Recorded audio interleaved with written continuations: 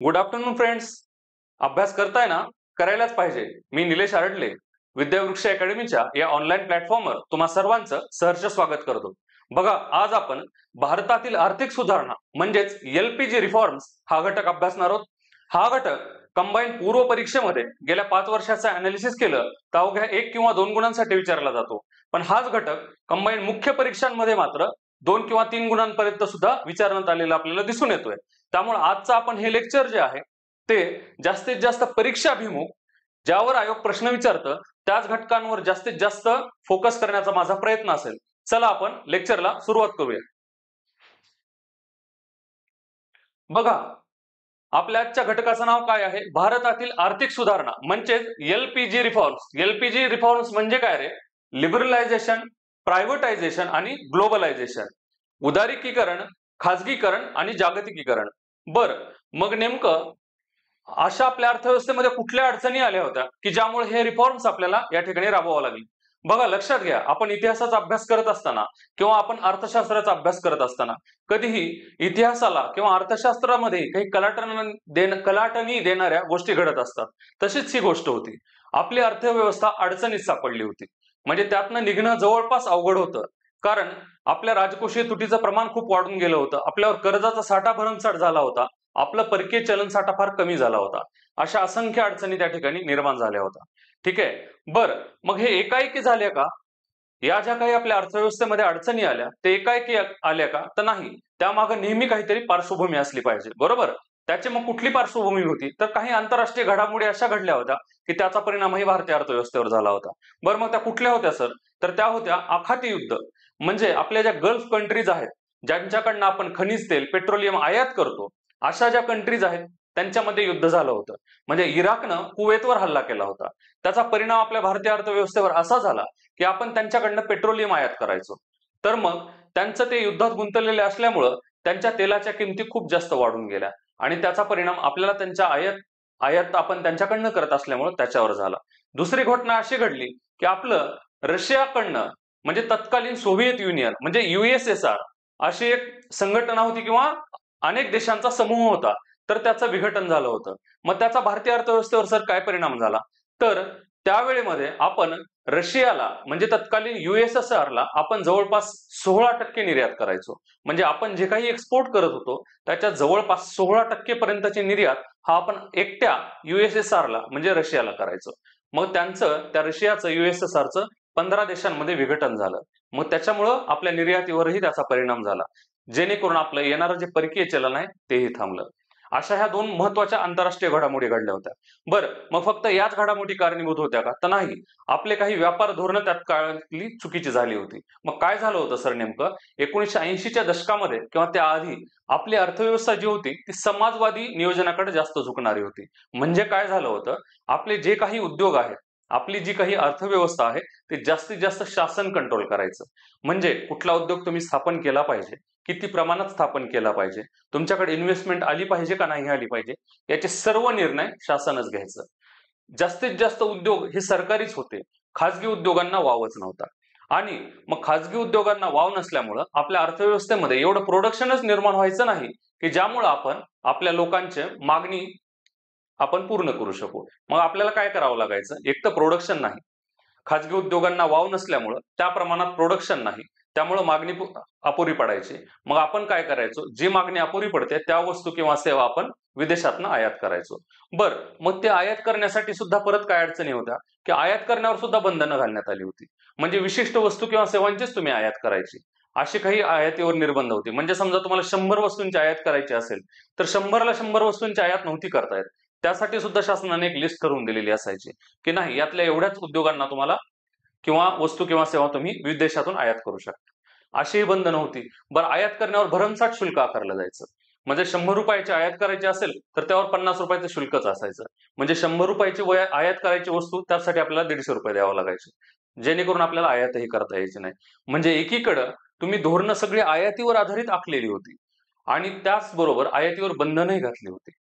बरोबर, मग त्याचा परिणाम असा झाला की आपण जास्तीत जास्त आयातच करत होतो पण निर्यात मात्र करत नव्हतो. मग काय व्हायचं? आपल्याला परकीय चलन निर्यातच आपली नसल्यामुळं किंवा निर्यात ही अत्यंत कमी प्रमाणात असल्यामुळं आपल्याला परकीय चलन त्या मानानं यायचं नाही. म्हणजे एकीकडं देशांतर्गत मागणी किंवा देशांतर्गत उत्पादन कमी असल्यामुळे मागणी पूर्ण होत नव्हती. मग आपण आयात करायला गेलो तर त्यावरही बंधनं होती, त्यामुळे त्यावरही मर्यादा यायची आणि आयात करण्यासाठी लागणारं परकीय चलनही आपण निर्यात जास्त वस्तू करत नसल्यामुळं तेही येण्यावर लिमिटेशन होत्या. मग एकंदरीत या सर्व गोष्टींचा परिणाम झाला. बरं, मग आणखी काय, यासोबतच राजकीय अस्थिरता हे सुद्धा एक कारण होतं. म्हणजे काय झालं होतं बघा, 80 ते 90च्या दशकामध्ये जर आपण गेलो तर सर्वसाधारणपणे 3 ते 4 प्रधानमंत्री किंवा शासन आपल्याकडे बदललेले दिसतात. आपल्यासारख्या लोकशाही व्यवस्थेमध्ये किंवा आपल्या लोकशाही अर्थव्यवस्थेमध्ये कधीही कसं असतं, जर तुमचं शासन स्थिर असेल तरच खाजगी उद्योग तुमच्याकडे इन्व्हेस्टमेंट करतात, तरच तुमच्या विदेशातली इन्व्हेस्टमेंट तुमच्याकडे येते, जेणेकरून तुमचं उत्पादन वाढतं, जेणेकरून तुमची अर्थव्यवस्था प्रगतीकडे जात असते. परंतु आपल्याकडं त्या दशकभरामध्ये राजीव गांधींची हत्या झालेली होती 89च्या सालामध्ये. त्यानंतर मग व्ही पी सिंग सरकार आलं. मग व्ही पी सिंग सरकार आलं, ते सुद्धा फक्त अवघे 11 महिने चाललं. मग ते कोसळल्यानंतर परत जनता दलाचं चंद्रशेखर शासन आलं. मग जनता दलाचं जे चंद्रशेखर हे पंतप्रधान झाले, त्यांच्या काळामध्ये फक्त त्या जनता दलाचे फक्त 60च खासदार त्या ठिकाणी होते. मग ते सरकार हे काँग्रेसच्या पाठिंब्यानं स्थापन झालेलं होतं. म्हणजे इंदिरा गांधींनी त्यांना पाठिंबा दिलेला असल्यामुळं चंद्रशेखर हे भारताचे प्रधानमंत्री त्या ठिकाणी झाले.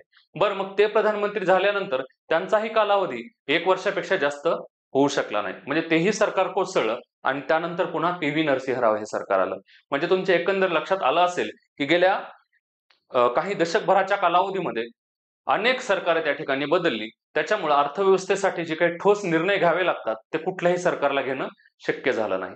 म्हणजे एकंदर आखाती युद्ध, त्यानंतर आपण पाहिलं की USSRचं विघटन, म्हणजे ज्याच्यामुळे आपण रशियाला निर्यात करू शकलो नाही.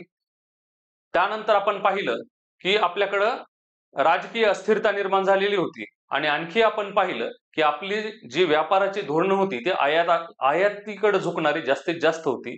आपल्याकडे सर्वात जास्त शासनच प्रत्येक गोष्ट कंट्रोल करायचं, खाजगी उद्योगांना वाव नव्हता. याचा परिणाम असा झाला की आपली अर्थव्यवस्था ही क्लोज्ड इकॉनॉमी म्हणजे बंदिस्त अर्थव्यवस्था झाली.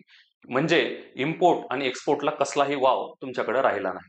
मग या सर्व समस्या एकत्रित होऊन ही समस्या निर्माण झाली. बरं सर, मग ही झाली पार्श्वभूमी. आता हे आपण पार्श्वभूमी पाहिली की या पार्श्वभूमीमुळे आपल्याकडे ही क्रायसिस निर्माण झालेलं दिसून येतं. बरं, मग त्या क्रायसिस मागची नेमकी एक्झॅक्ट कारणं कोणती होती? तर ती कारणं काय होती बघा. पहिलं कारण होतं राजकोषीय संकट. ठीक आहे, म्हणजे काय होतं, त्या काळामध्ये आपली राजकोषीय जी तूट होती,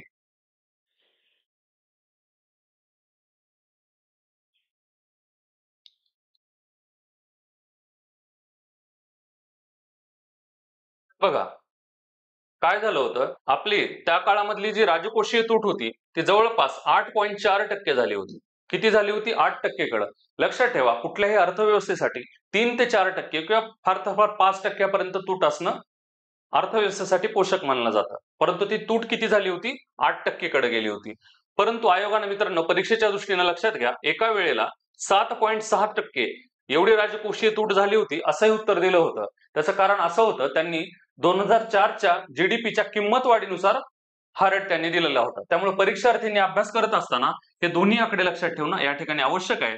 म्हणजे त्या काळात राजकोषीय तूट किती झाली होती? तर 8.4% झाली होती. परंतु कधी पर्यायात जर हेही पर्याय दिसला तर तोही तुम्ही बरोबर धरला पाहिजे. ठीक आहे. बरं, मग सर राजकोषीय तूट तर झाली होती, मग त्याचा परिणाम काय झाला? आता तुमची तूट झाली म्हणजेच काय?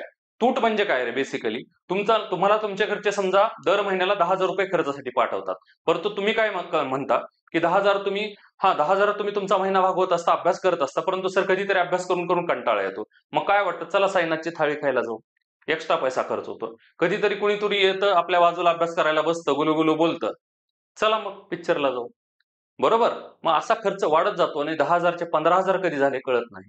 म्हणजेच काय, इन्कम 10,000 आणि खर्च 15,000 ज्या वेळेला होतो, त्यावेळेला कितीची तूट निर्माण होते? 5,000ची. अवघी तशीच तूट, म्हणजेच ही 8%ची जी तूट झाली होती ती आपल्या जीडीपी, आपलं जे काही इन्कम आहे त्याच्यावरती निर्माण झाली होती. बरं, मग सर ही तूट निर्माण झाली तर याच्यावर काहीतरी उपाय करावा लागेल. म्हणजे हे भरून तर काढावं लागेल, ते कर्ज परत तर द्यावं लागेल. मग त्यासाठी काय करावं लागलं? पर्याय काय करू शकतो रे? आपण जसं पाहिलं, आपला इन्कम 10,000 होतं, आपला खर्च 15,000 होता. मग हे वरचे 5,000 आपण कसे भागवतो रे? परत कोणाकडून तर मित्राकडनं 5,000 उसने घेतो आणि ते 5,000 रुपये कोणाला तरी देऊन टाकतो. अवघं त्याचप्रमाणे ही जी 8%ची तूट झाली होती ती भरण्यासाठी परत शासनानं काय केली, भरमसाठ कर्ज त्या ठिकाणी घेतलेले होते. किती कर्ज घेतली होती तर लक्षात घ्या, एकूण त्यावेळेला जवळपास आपली जी काही जीडीपी आहे त्याच्या सुमारे 55% पर्यंत कर्जाचं प्रमाण झालं होतं. किती? 55%. म्हणजे जर आपली 1,00,000 कोटीची इकॉनॉमी असेल तर त्या 1,00,000 कोटीच्या इकॉनॉमीवर परत 55,000 कोटींचं आपल्यावर कर्ज होतं. म्हणजे एकूण जीडीपीच्या साधारणतः 55% कर्ज होतं आणि त्या कर्जाचं प्रमाण किती होतं? अंतर्गत जे कर्ज होतं ते साधारणतः 49.6% इथपर्यंत गेलं होतं. तर जे परकीय जे कर्ज होतं आपलं, तर ते किती पर्यंत गेलं होतं रे? साधारणतः 5.5% गेलेलं दिसून येतं. म्हणजे एकीकडे 8.5% पर्यंत राजकोषीय तूट गेली आणि ती भरण्यासाठी शासनानं भरमसाठ कर्ज त्या ठिकाणी घेऊन ठेवली आणि त्याच्यामुळे परत हे राजकोषीय संकट त्या ठिकाणी उद्भवलं होतं. लक्षात आलं? यावरही आयोगानं प्रश्न विचारलेला आहे, त्यामुळे हेही तुम्ही इथं लक्षात ठेवणं अपेक्षित आहे. बघा, त्यानंतर दुसरं संकट काय आलं होतं? अनियंत्रित व्यवहार तोल. म्हणजेच याला आपण काय म्हणतो रे? BOP crisis, balance of payment crisis शब्द तुम्ही ऐकला असेल अर्थशास्त्राचा अभ्यास करताना. ही जी समस्या आली होती ती बेसिकली काय होती? Balance of payment crisis. म्हणजे काय झालं होतं? मी तुम्हाला मगाशीच सांगितलं, आपण आपल्या आयातीवर आधारित जास्तीत जास्त धोरण असल्यामुळं, आपल्याकडे प्रोडक्शन जास्त होत नसल्यामुळे आपण जास्त निर्यातच करू शकत नव्हतो. मग निर्यातच करू शकत नव्हतो तर आपल्याकडे येणारं जे फॉरेन करन्सी आहे, म्हणजे डॉलर येणं आहे, येनमध्ये असेल, युरोमध्ये असेल, त्यांचं प्रमाण फार कमी होतं. मग त्याचा परिणाम असा झाला की आपल्या बॅलन्स ऑफ पेमेंटवर म्हणजे परकीय व्यवहार तोलावर जवळपास 5.8 अब्ज डॉलर, 5.8 बिलियन डॉलर एवढंच परकीय चलन साठा त्या ठिकाणी त्यावेळेला शिल्लक राहिला, जे की आपण फक्त 3 आठवडेच पेट्रोलियम किंवा इत्यादी गोष्टी आयात करण्यासाठी वापरू शकत होतो. म्हणजे आपण मगाशीच पाहिलं होतं, एकीकडे आपल्या अर्थव्यवस्थेमध्ये खासगी उद्योगांना वाव नसल्यामुळं आपल्याकडे एक तर प्रोडक्शन कमी होतं, प्लस आयात करायची तर त्याच्यासाठी आपल्याकडं परकीय चलन साठा सुद्धा या ठिकाणी कमी झालेला दिसून येतो. म्हणजे आपल्याकडे त्यावेळेला फक्त 5.8 अब्ज डॉलर एवढाच परकीय चलन साठा शिल्लक राहिला, ज्याच्यामुळं आपण फक्त 3 आठवड्यापर्यंतचीच आयात करू शकत होतो. आणि हे 5.8 जरी इथं दिसत असलं तर ही जवळपास 90च्या दशकातलं होतं. पण जसं जसं आपण पुढे गेलो, म्हणजे हाच पुन्हा जानेवारी 91 कडे जर तुम्ही गेलं तर हा फक्त 1 अब्ज डॉलर इथपर्यंतच राहिलेला दिसून येतो आणि तुम्ही जून कडे जर गेलं तर हा परत 0.8 किंवा 6 इथपर्यंतच राहिलेला आपल्याला दिसून येतो. म्हणजे परकीय चलन साठ्याचं खूप जास्त प्रमाण कमी झालं होतं. त्याचा परिणाम असा झाला की आपण आयातच गोष्टी करणं, त्याच्यावर आपल्याला मर्यादा आल्या. म्हणजे आपल्याकडेही प्रोडक्शन नाही आणि आयातही करू शकत नाही, कारण परकीय चलन साठा नाही. कारण आपल्याला जर अमेरिकेतनं एखादी गोष्ट मागवायची असेल तर ती तुम्हाला डॉलरमध्येच घ्यावी लागते. मग तुमच्याकडे जर फॉरेन करन्सीच अवेलेबल नसेल, ती एवढ्या मर्यादित स्वरूपात कमी झालेली असेल, तर तुम्ही आयात कशी करणार? म्हणजे ही एक या ठिकाणी समस्या निर्माण झाली होती. परत काय झालं होतं रे? चलनवाढीचा उच्चोदर म्हणजेच महागाई वाढ त्या ठिकाणी झालेली होती. म्हणजे काय झालं होतं? तर साधारणतः WPI म्हणजे होलसेल प्राइस इंडेक्सचं जे प्रमाण आहे ते जवळपास 10% किंवा त्याहून अधिक त्या ठिकाणी झालेलं दिसून येतं. आपण बघत असतो, आपण किंमतवाढ टॉपिक हा जेव्हा अभ्यासू त्यावेळेस हे तुम्हाला मी कन्सेप्ट त्या ठिकाणी क्लिअर करेल. तेव्हा आपण नक्की त्या ठिकाणी बघतो 3% ते 7% दरम्यान जी चलनवाढ असते ती अर्थव्यवस्थेसाठी पोषक मानली जाते. परंतु इथं मात्र चलनवाढ किंवा महागाई कितीकडे गेली होती रे? 10% पेक्षा जास्त झाली होती. त्याचा एक परिणाम त्या ठिकाणी झाला आणि आपल्या अर्थव्यवस्थेमध्ये संरचनात्मक दोष निर्माण झाले होते. म्हणजेच स्ट्रक्चरल प्रॉब्लेम त्या ठिकाणी निर्माण झाले होते. म्हणजे काय? तुम्हाला मी मगाशीच सांगितलं, आपली जी अर्थव्यवस्था होती ती जास्तीत जास्त समाजवादी नियोजनाकडे झुकणारी होती. म्हणजे आपली अर्थव्यवस्था ही पूर्णतः शासनाच्या ताब्यामध्ये होती. अवघे काही खाजगी उद्योग त्या ठिकाणी अस्तित्वात होते. त्यामुळे खाजगी उद्योगांना कसलाही वाव नव्हता आणि जे काही शासकीय उद्योग आहेत ते त्या प्रमाणामध्ये, लोकसंख्येच्या प्रमाणामध्ये कुठलंही प्रोडक्शन करू शकत नव्हते. मग मागणी पूर्ण होत नसल्यामुळं आपण आयात करायला जावी तर आयातीवरही भरमसाठ बंधनं त्या ठिकाणी घालून ठेवलेली होती. हा प्रॉब्लेम झाला होता. पर त्यानंतर परत एखादा जर तुम्हाला उद्योग स्थापन करायचा असेल तर तुम्हाला भरमसाठ परवानेच घ्यावं लागत बसायचे. उद्योग स्थापन करायचे परवानगी घ्या, एखादी इन्व्हेस्टमेंट करायचे परवानगी घ्या, शाखेचा विस्तार करायचे परवानगी घ्या, असंख्य परवाने त्या ठिकाणी घ्यावे लागायचे. बरं, आयातीवर सुद्धा काहीतरी कोटा त्याने निश्चित केलेला होता. आयात करण्यावर सुद्धा त्यांनी भरमसाठ शुल्क आकारून ठेवण्यात आलेलं होतं. म्हणजेच एकंदर काय झालं होतं, थोडक्यामध्ये जर बोलायचं झालं तर आपली अर्थव्यवस्था जी झाली होती तर ती खुली नव्हती, तर ती काय झाली होती रे, बंदिस्त झाली होती. म्हणजे खाजगी उद्योगांना कसलाही भाव नव्हता. सार्वजनिक क्षेत्राचं प्रमाण खूप जास्त वाढून गेलं होतं. आपल्याकडे कुठल्याही फॉरेन इन्व्हेस्टमेंट कुठल्याही प्रकारे येत नव्हत्या. त्यामुळं या सर्वांचा परिणाम असा झाला की आपली अर्थव्यवस्था ही बंदिस्त झाली.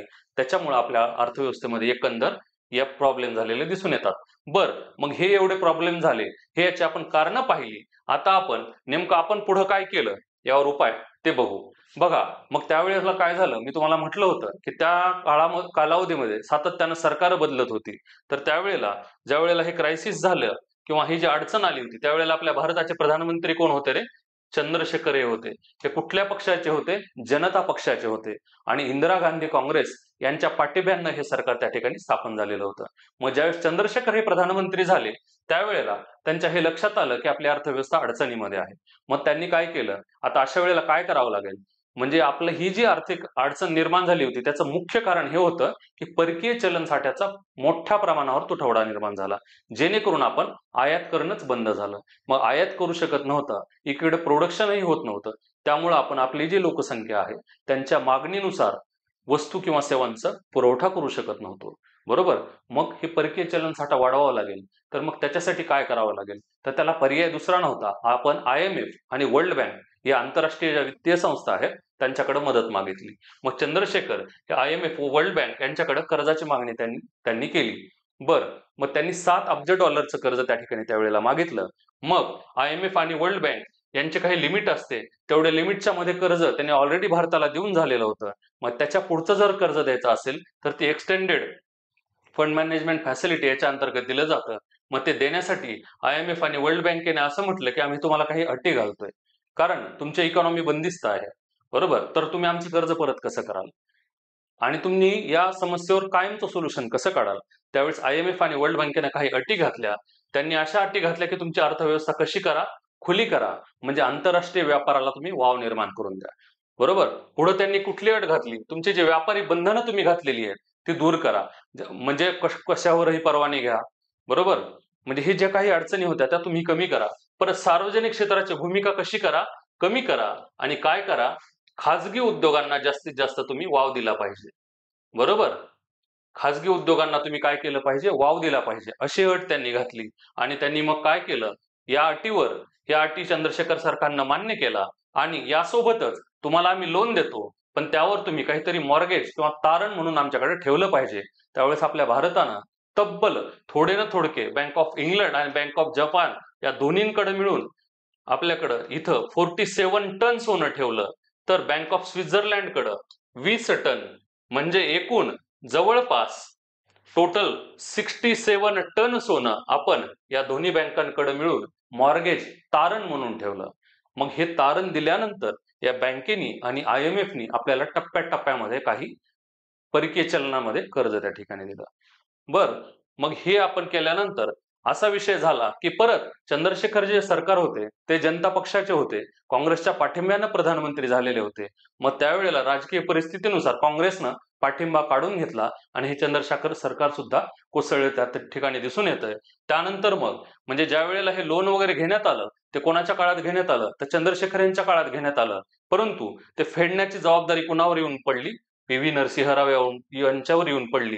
कारण जून 91 मध्ये कधी PV नरसिंह राव हे कधी पंतप्रधान झाले, लक्षात ठेवा, 21 जून 1991 साली PV नरसिंह राव हे सत्तेवर आले आणि त्यांनी पंतप्रधान पदाचा स्वीकार केला.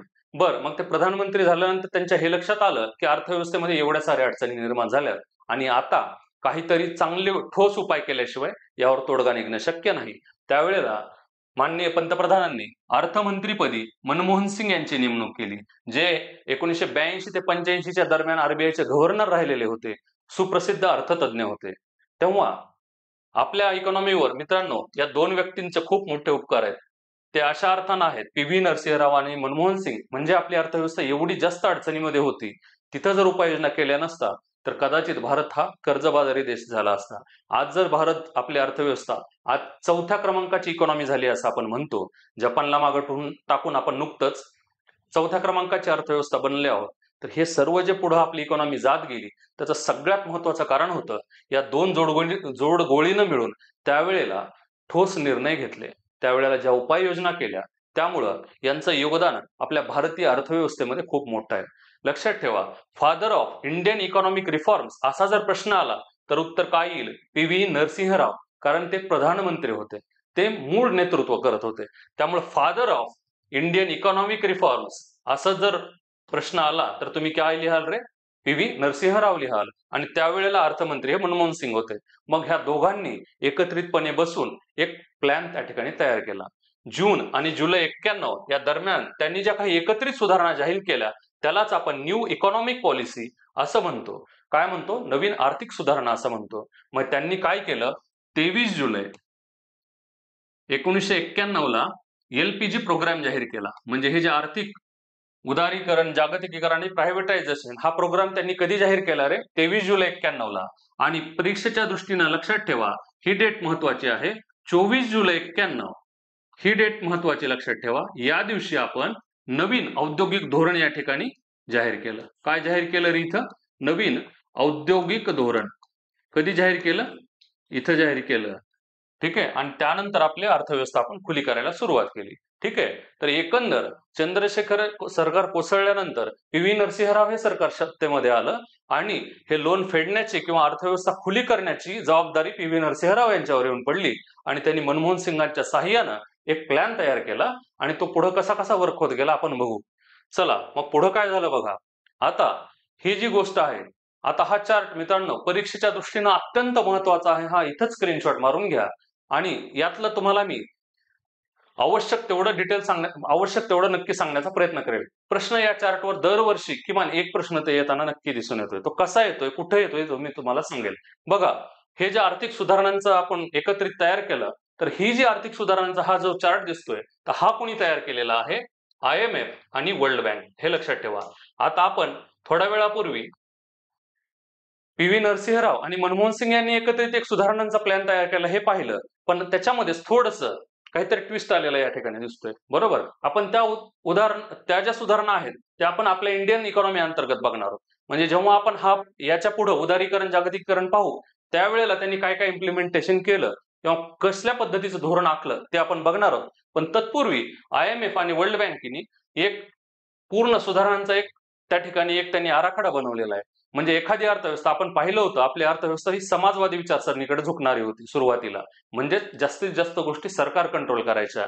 पण आपल्यावर ही अडचण आल्यामुळे आपण IMF आणि वर्ल्ड बँकेकडे गेलो, त्यांच्याकडे लोन मागितलं. त्यावेळेला त्यांनी काय म्हटलं की तुमची अर्थव्यवस्था खुली करा. म्हणजेच काय, तुमची अर्थव्यवस्था जी क्लोज होती, जी समाजवादी अर्थव्यवस्थेकडे झुकणारी होती, तर ती तुम्ही काय करा, मार्केट इकॉनॉमी किंवा फ्री इकॉनॉमीकडे घेऊन जा. म्हणजे समाजवादी अर्थव्यवस्थेकडनं तुम्ही मुक्त अर्थव्यवस्थेकडे जा. मग एकाएकी तुम्हाला एकदम एवढा मोठा बदल करणं शक्य असतं का? म्हणजे एवढी बंदस्त इकॉनॉमीकडनं तुम्हाला डायरेक्ट फ्री इकॉनॉमीकडे जाणं, तर याला भरपूर कालावधी लागत असतो. मग कुठलीही अर्थव्यवस्था जेव्हा समाजवादीकडनं मुक्त अर्थव्यवस्थेकडे जात असते, त्यासाठी त्यांनी हा प्लॅन या ठिकाणी आराखडा IMF आणि वर्ल्ड बँकेनं तयार केलाय. एसटीआय मुख्य परीक्षेत हा प्रश्न विचारला आहे मित्रांनो. लक्षात ठेवा, IMF आणि वर्ल्ड बँकेनं आर्थिक सुधारणांतर्गत कुठला प्लॅन जाहीर केला, असा वन लाईनर प्रश्न जर आला तर कुठला?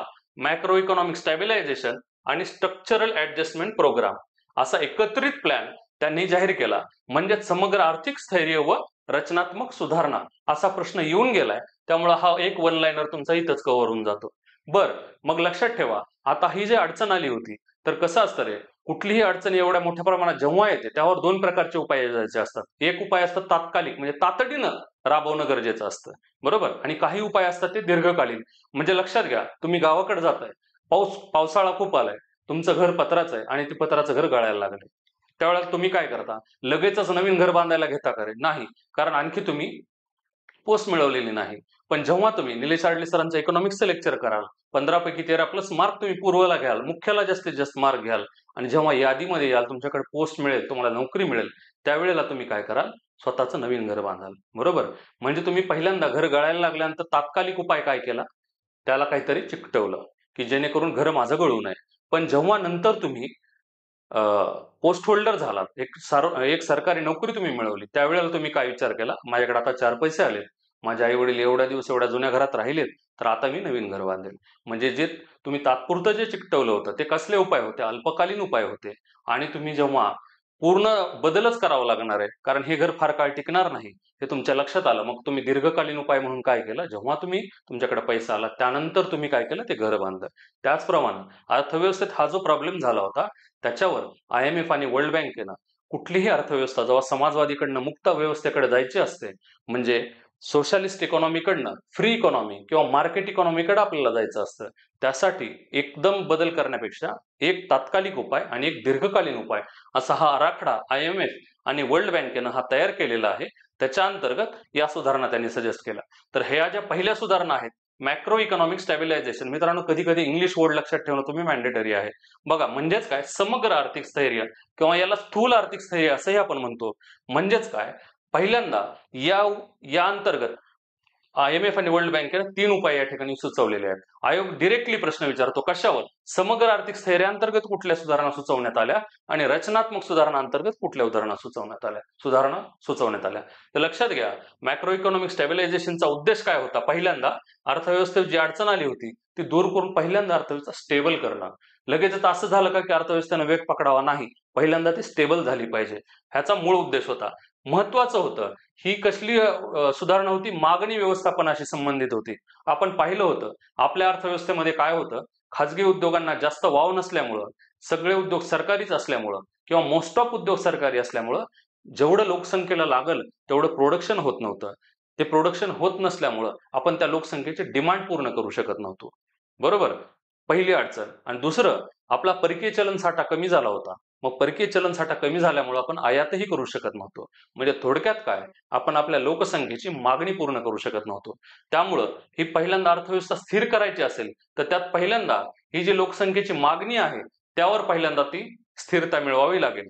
म्हणून त्यासाठी हे उपाययोजना या ठिकाणी राबवले. मग हे उपाय कसले होते? अल्पावधीत आणि तातडीनं राबवायचे उपाय होते. बरं, मग या अंतर्गत काय काय उपाय करण्यात आले? तर पहिला उपाय, आयोगाने ह्याच्यावर कितीदा तरी प्रश्न विचारलाय, त्यामुळे हे व्हेरी IMP आहे. या पूर्ण लेक्चरचा गाभा जर काय असेल, तर हा चार्ट आहे, हा लक्षात ठेवा. बरं, मग पहिल्यांदा अंतर्गत काय उपाय केला रे? तर पहिल्यांदा चलनवाढीवर नियंत्रण मिळवायला आपण पाहिलं होतं, आपला होलसेल प्राइस इंडेक्स हा 10% पेक्षा जास्त गेला होता. तर मग या चलनवाढीवर नियंत्रण मिळवण्यासाठी आपण बँकिंग टॉपिक अंतर्गत RBIचे मॉनिटरी पॉलिसी म्हणजेच रिझर्व्ह बँक ऑफ इंडियाचं मौद्रिक धोरण हे आपण अभ्यासत असतो. म्हणजे या अंतर्गत काय केलं RBI ना, की जे अर्थव्यवस्थेमध्ये जे काही पैसा जास्त झाला होता त्यावर कंट्रोल करण्यासाठी काही उपाय राबवले. मग ह्याची जबाबदारी कोणाकडे दिली? RBI वर दिली. आणि वित्तीय तूट, यालाच राजकोषीय तूट असं सुद्धा म्हणतो, हे कमी करण्यासाठी सुद्धा काही उपाय राबवण्यात आले. काय करण्यात आलं रे? सबसिडी कमी देण्यात आल्या, सार्वजनिक खर्च कमी करण्यात आला, कर वाढवण्यासाठी कर सुधारणा समित्या नेमण्यात आल्या, व्हॅट टॅक्स आणण्यात आला, FRVM कायदा आणण्यात आला. बरोबर? तर या सगळ्या सुधारणा त्या ठिकाणी वित्तीय तूट कमी करण्यासाठी करण्यात आल्या. त्यानंतर दुसरी सुधारणा कुठली सुचवली होती रे? व्यवहार तोलाचं समायोजन. आपण पाहिलं होतं बॅलन्स ऑफ पेमेंट, म्हणजे व्यवहार तोला अंतर्गत काय झालं होतं? निर्यात आपली जास्त नसल्यामुळं, आयात आपण जास्त करत असल्यामुळं आपल्याकडं परकीय चलन साठा हा फार मर्यादित होता. त्यामुळं काय झालं होतं? व्यवहार तोलावर अडचण निर्माण झाली होती, BOP क्रायसिस. मग तो कशासाठी? आपण पाहिलं होतं उदाहरण मगाशीच, 10,000 आणि 15,000 खर्चाचं. मग आपल्यावर जी तूट निर्माण झाली होती, ती जर पूर्ण करायची असेल तर त्यासाठी आपण काय केलं? मग IMF आणि वर्ल्ड बँकेकडून कर्ज घेतलं होतं. तर मग हे व्यवहार तोलाचं समायोजन आपण आज कसं केलं रे? IMF आणि वर्ल्ड बँकेकडनं कर्ज घेऊन केलं. बरोबर? म्हणजे हा प्रश्न इथं सॉल्व्ह केला आणि चलनाचं अवमूल्यन केलं. बघा मित्रांनो, चलनाचं अवमूल्यन याआधीही भारतीय अर्थव्यवस्थेमध्ये करण्यात आलेलं आपल्याला माहित असेल. 1949 ला, 1966 ला, याआधी 2 वेळेला चलनाचं अवमूल्यन भारतीय अर्थव्यवस्थेमध्ये करण्यात आलं होतं. बरोबर? मग या ठिकाणी इथंही 3 टप्प्यामध्ये 1 जुलै, 3 जुलै, बरोबर, आणि 15 जुलै अशा 3 टप्प्यामध्ये भारतीय अर्थव्यवस्थेमध्ये चलनाचं अवमूल्यन करण्यात आलं होतं. बरं, मग हे किती किती पर्सेंटमध्ये करण्यात आलं होतं? तर सुरुवातीला जर तुम्ही पाहिलं तर हे जवळपास 10.5% चलनाचं अवमूल्यन केलं. दुसऱ्या टप्प्यामध्ये जवळपास 9.5% आसपास, आणि तिसऱ्या टप्प्यामध्ये जवळपास 2%, म्हणजे सर्वसाधारणपणे 20%च्या आसपास चलनाचं अवमूल्यन या ठिकाणी केल्याचं दिसून येत आहे. बरं सर, मग चलनाचं अवमूल्यन म्हणजे काय? बघा, ही कन्सेप्ट इथंच लक्षात घ्या. चलनाचं अवमूल्यन केलं जातं म्हणजे काय केलं जातं, मी तुम्हाला थोडक्यात एका उदाहरणाद्वारे ते समजून सांगतो. बघा, चलनाचं अवमूल्यन म्हणजे काय हे आपण बघू, हे कन्सेप्ट बघू. बघा इथंच चलनाचं अवमूल्यन, ठीक आहे, इव्हॅल्युएशन ऑफ करन्सी. ओके, अवमूल्यन म्हणजे काय होतं रे मित्रांनो, लक्षात ठेवा. कुठलंही आपण जेव्हा परकीय व्यापार करत असतो, ठीक आहे, त्यावेळेस आपलं चलन जे असलं पाहिजे ते, आपण समजा अमेरिकेतून एखादी वस्तू मागवतो त्यावेळेला काय करतो रे, ते रुपयामध्ये मागवू शकतो का? नाही. तर ती आपण कशी मागवली पाहिजे? डॉलरमध्येच मागवली पाहिजे, बरोबर. बरं, मग हे जे मागवतो त्यासाठी आता आपण नेहमी ऐकतो बघा, $1 बरोबर 80 रुपये हा रेट चालू आहे. म्हणजे हा रेट जो असतो याला काय म्हणतात? एक्सचेंज रेट म्हणतात. म्हणजेच याला काय म्हणतात? विनिमय दर म्हणतात. कसला दर? विनिमय दर. हा जो दर आहे म्हणजे $1 बरोबर 80 रुपये हा जो दर आहे तो काय आहे? विनिमय दर आहे. बरं, मग ते विनिमय दर असेल, पण काही काही देश किंवा काही काही देशांशी आपला व्यापार नसतो, त्यावेळेस भारत सरकार काय करतं? तुम्हाला परवानगीच देत नाही की त्या देशासोबत तुम्ही व्यापार करा, म्हणजे तुमचं चलन एक्सचेंज करा, बरोबर. मग त्याच्यासाठी पहिल्यांदा तुमचं व्यापारामध्ये तुमचं चलन हे एखाद्या ह्याच्यावर परिवर्तनीय असलं पाहिजे. आपण ही पण कन्सेप्ट पाहिली असेल, बरोबर. कन्व्हर्ट असलं पाहिजे, बरोबर. परिवर्तनीयता ही एक संकल्पना आहे बघा. म्हणजे काय, तुम्हाला जर व्यापार करायचा असेल तर तुमचं चलन पहिल्यांदा त्या देशासोबत चलन परिवर्तनीय क्षम असलं पाहिजे. म्हणजे तुमच्या शासनानं ते अलाउड केलेलं असलं पाहिजे. मग त्यातही शासन काय करत असतं? काही देशांसोबत, त्यातही काहीच वस्तूंसोबत ती परवानगी देत असतं. मग आपण म्हणत असतो की आपलं चलन चालू खात्यावर अंशतः परिवर्तनीय केलंय किंवा पूर्णतः परिवर्तनीय केलंय. आपण जसं पुढे जाऊ तशी ती कन्सेप्ट त्या ठिकाणी बघू, ठीक आहे. बरं, मग आता आपण इथं अवमूल्यन ही संकल्पना बघतोय. म्हणजे बघा, $1 बरोबर जर 80 रुपये असेल सध्याचा एक्सचेंज रेट, तर अवमूल्यन करतं भारत सरकार. म्हणजे काय करतं? समजा $1 बरोबर, मग ते काय करेल? ते रेट 82 रुपये करेल, ठीक आहे. मग ह्याचा परिणाम काय होईल रे? समजा एखादा अमेरिकन नागरिक $1 दिल्यानंतर भारतातनं 80 पेन खरेदी करू शकत असेल. ₹1 1 पेन अशी आपण किंमत जर धरली, तर एखादा अमेरिकन नागरिक भारतामधून $1 बरोबर 80 रुपये रेट असताना ₹1 80 पेन इम्पोर्ट करू शकतो. म्हणजे आपल्याकडनं ते एक्सपोर्ट होतात, बरोबर. मग जेव्हा रुपयाचं अवमूल्यन केलं जातं, तेव्हा $1 बरोबर उदाहरण पकडू 2%नी जर झालं तर किती रुपये होतो? तो रेट 82 रुपये होतो. म्हणजे लक्षात ठेवा, अवमूल्यनामध्ये चलनाची किंमत वाढते, बरोबर. जिथं 80 रुपये होतं इथं 82 रुपये झालं. तेव्हा लक्षात ठेवा नेहमी, कधीतरी यावरही कन्सेप्च्युअल प्रश्न येईल. किंमत वाढते मात्र चलनाचं मूल्य मात्र कमी होतं, बरोबर. कारण जिथं $1 बरोबर 80 रुपये द्यावे लागायचे, तिथं तुम्हाला आता $1 बरोबर 82 रुपये द्यावे लागतायत. म्हणजे किंमत वाढली, पण चलनाचं मूल्य मात्र त्या ठिकाणी कमी झालं. बरं, मग हे चलनाचं अवमूल्यन केलं का जातं मग? तर का केलं जातं? तर याचा परिणाम काय होतो बघा. जिथं तुम्हाला त्या अमेरिकन नागरिकाला $1 दिल्यानंतर ₹1 80 पेन मिळायचे, तिथं अवमूल्यन केल्यामुळे काय झालं? $1 बरोबर 82 पेन मिळायला लागले, बरोबर. म्हणजेच काय झाली, जर त्याला $1 मध्ये 82 पेन मिळायला लागलं, तर तो काय करेल? भारताकडनं त्या पेनची मागणी करेल. म्हणजेच भारताकडनं निर्यात जास्त होईल. म्हणजे अवमूल्यन केल्यानंतर काय होतं? निर्यात वाढते. काय होतं रे? निर्यात वाढते. कशी वाढते? आपण पाहिलं. कारण जिथं त्याला 80 पेन मिळायची तिथं त्याला 82 पेन मिळायला चालू झाले. मग तो अमेरिकन नागरिक जास्तीत जास्त भारताकडनं आयात करतो. म्हणजेच भारत त्यांना निर्यात करतो. म्हणजे निर्यातीचं प्रमाण वाढायला सुरुवात होतं. आणि त्याच तुलनेमध्ये भारताचा नागरिक मात्र जिथं $1 बरोबर त्याला 80 रुपये द्यावे लागायचे, तिथं त्याला आता 82 रुपये द्यायला लागले. मग तो काय करतो? आयात करणं बंद करतो. कारण तेवढे रुपये तुला जास्त द्यावे लागले. म्हणजेच अवमूल्यनामुळे काय होतं? आयात कमी होते. झाली कन्सेप्ट क्लिअर? लक्षात ठेवा, आपण काय पाहिलं? चलनाचं अवमूल्यन पाहिलं, डिव्हॅल्युएशन. ओके, ही कन्सेप्ट क्लिअर झाली? बरोबर, ठीक आहे. चलो, मग आपण इथं तेच पाहिलं होतं. स्क्रीनशॉट मारून घ्या आणि हे उदाहरण इथंच तुम्ही संकल्पनात्मक म्हणून क्लिअरिटीसाठी लक्षात ठेवा. मग हे अवमूल्यन जे भारत करत असतो ते जाणीवपूर्वक करत असतो. कधी कधी चलनाच्या किमती ही नेहमी मागणी आणि पुरवठ्याच्या आधारे ठरत असतात. जर मागणीच्या प्रमाणात चलनाचा पुरवठा होत असेल तर रुपया वधारत आहे असं आपण म्हणतो. परंतु मागणीच्या पेक्षा जास्त पुरवठा चलनाचा होत असेल तर रुपया घसरत आहे असं आपण म्हणत असतो. बरोबर. म्हणून अवमूल्यन जे केलेलं असतं ते मागणी पुरवठ्याच्या आधारे नसतं, तर ते शासन जाणीवपूर्वक करत असतं, ज्याच्यामुळं उत्पादन वाढावं.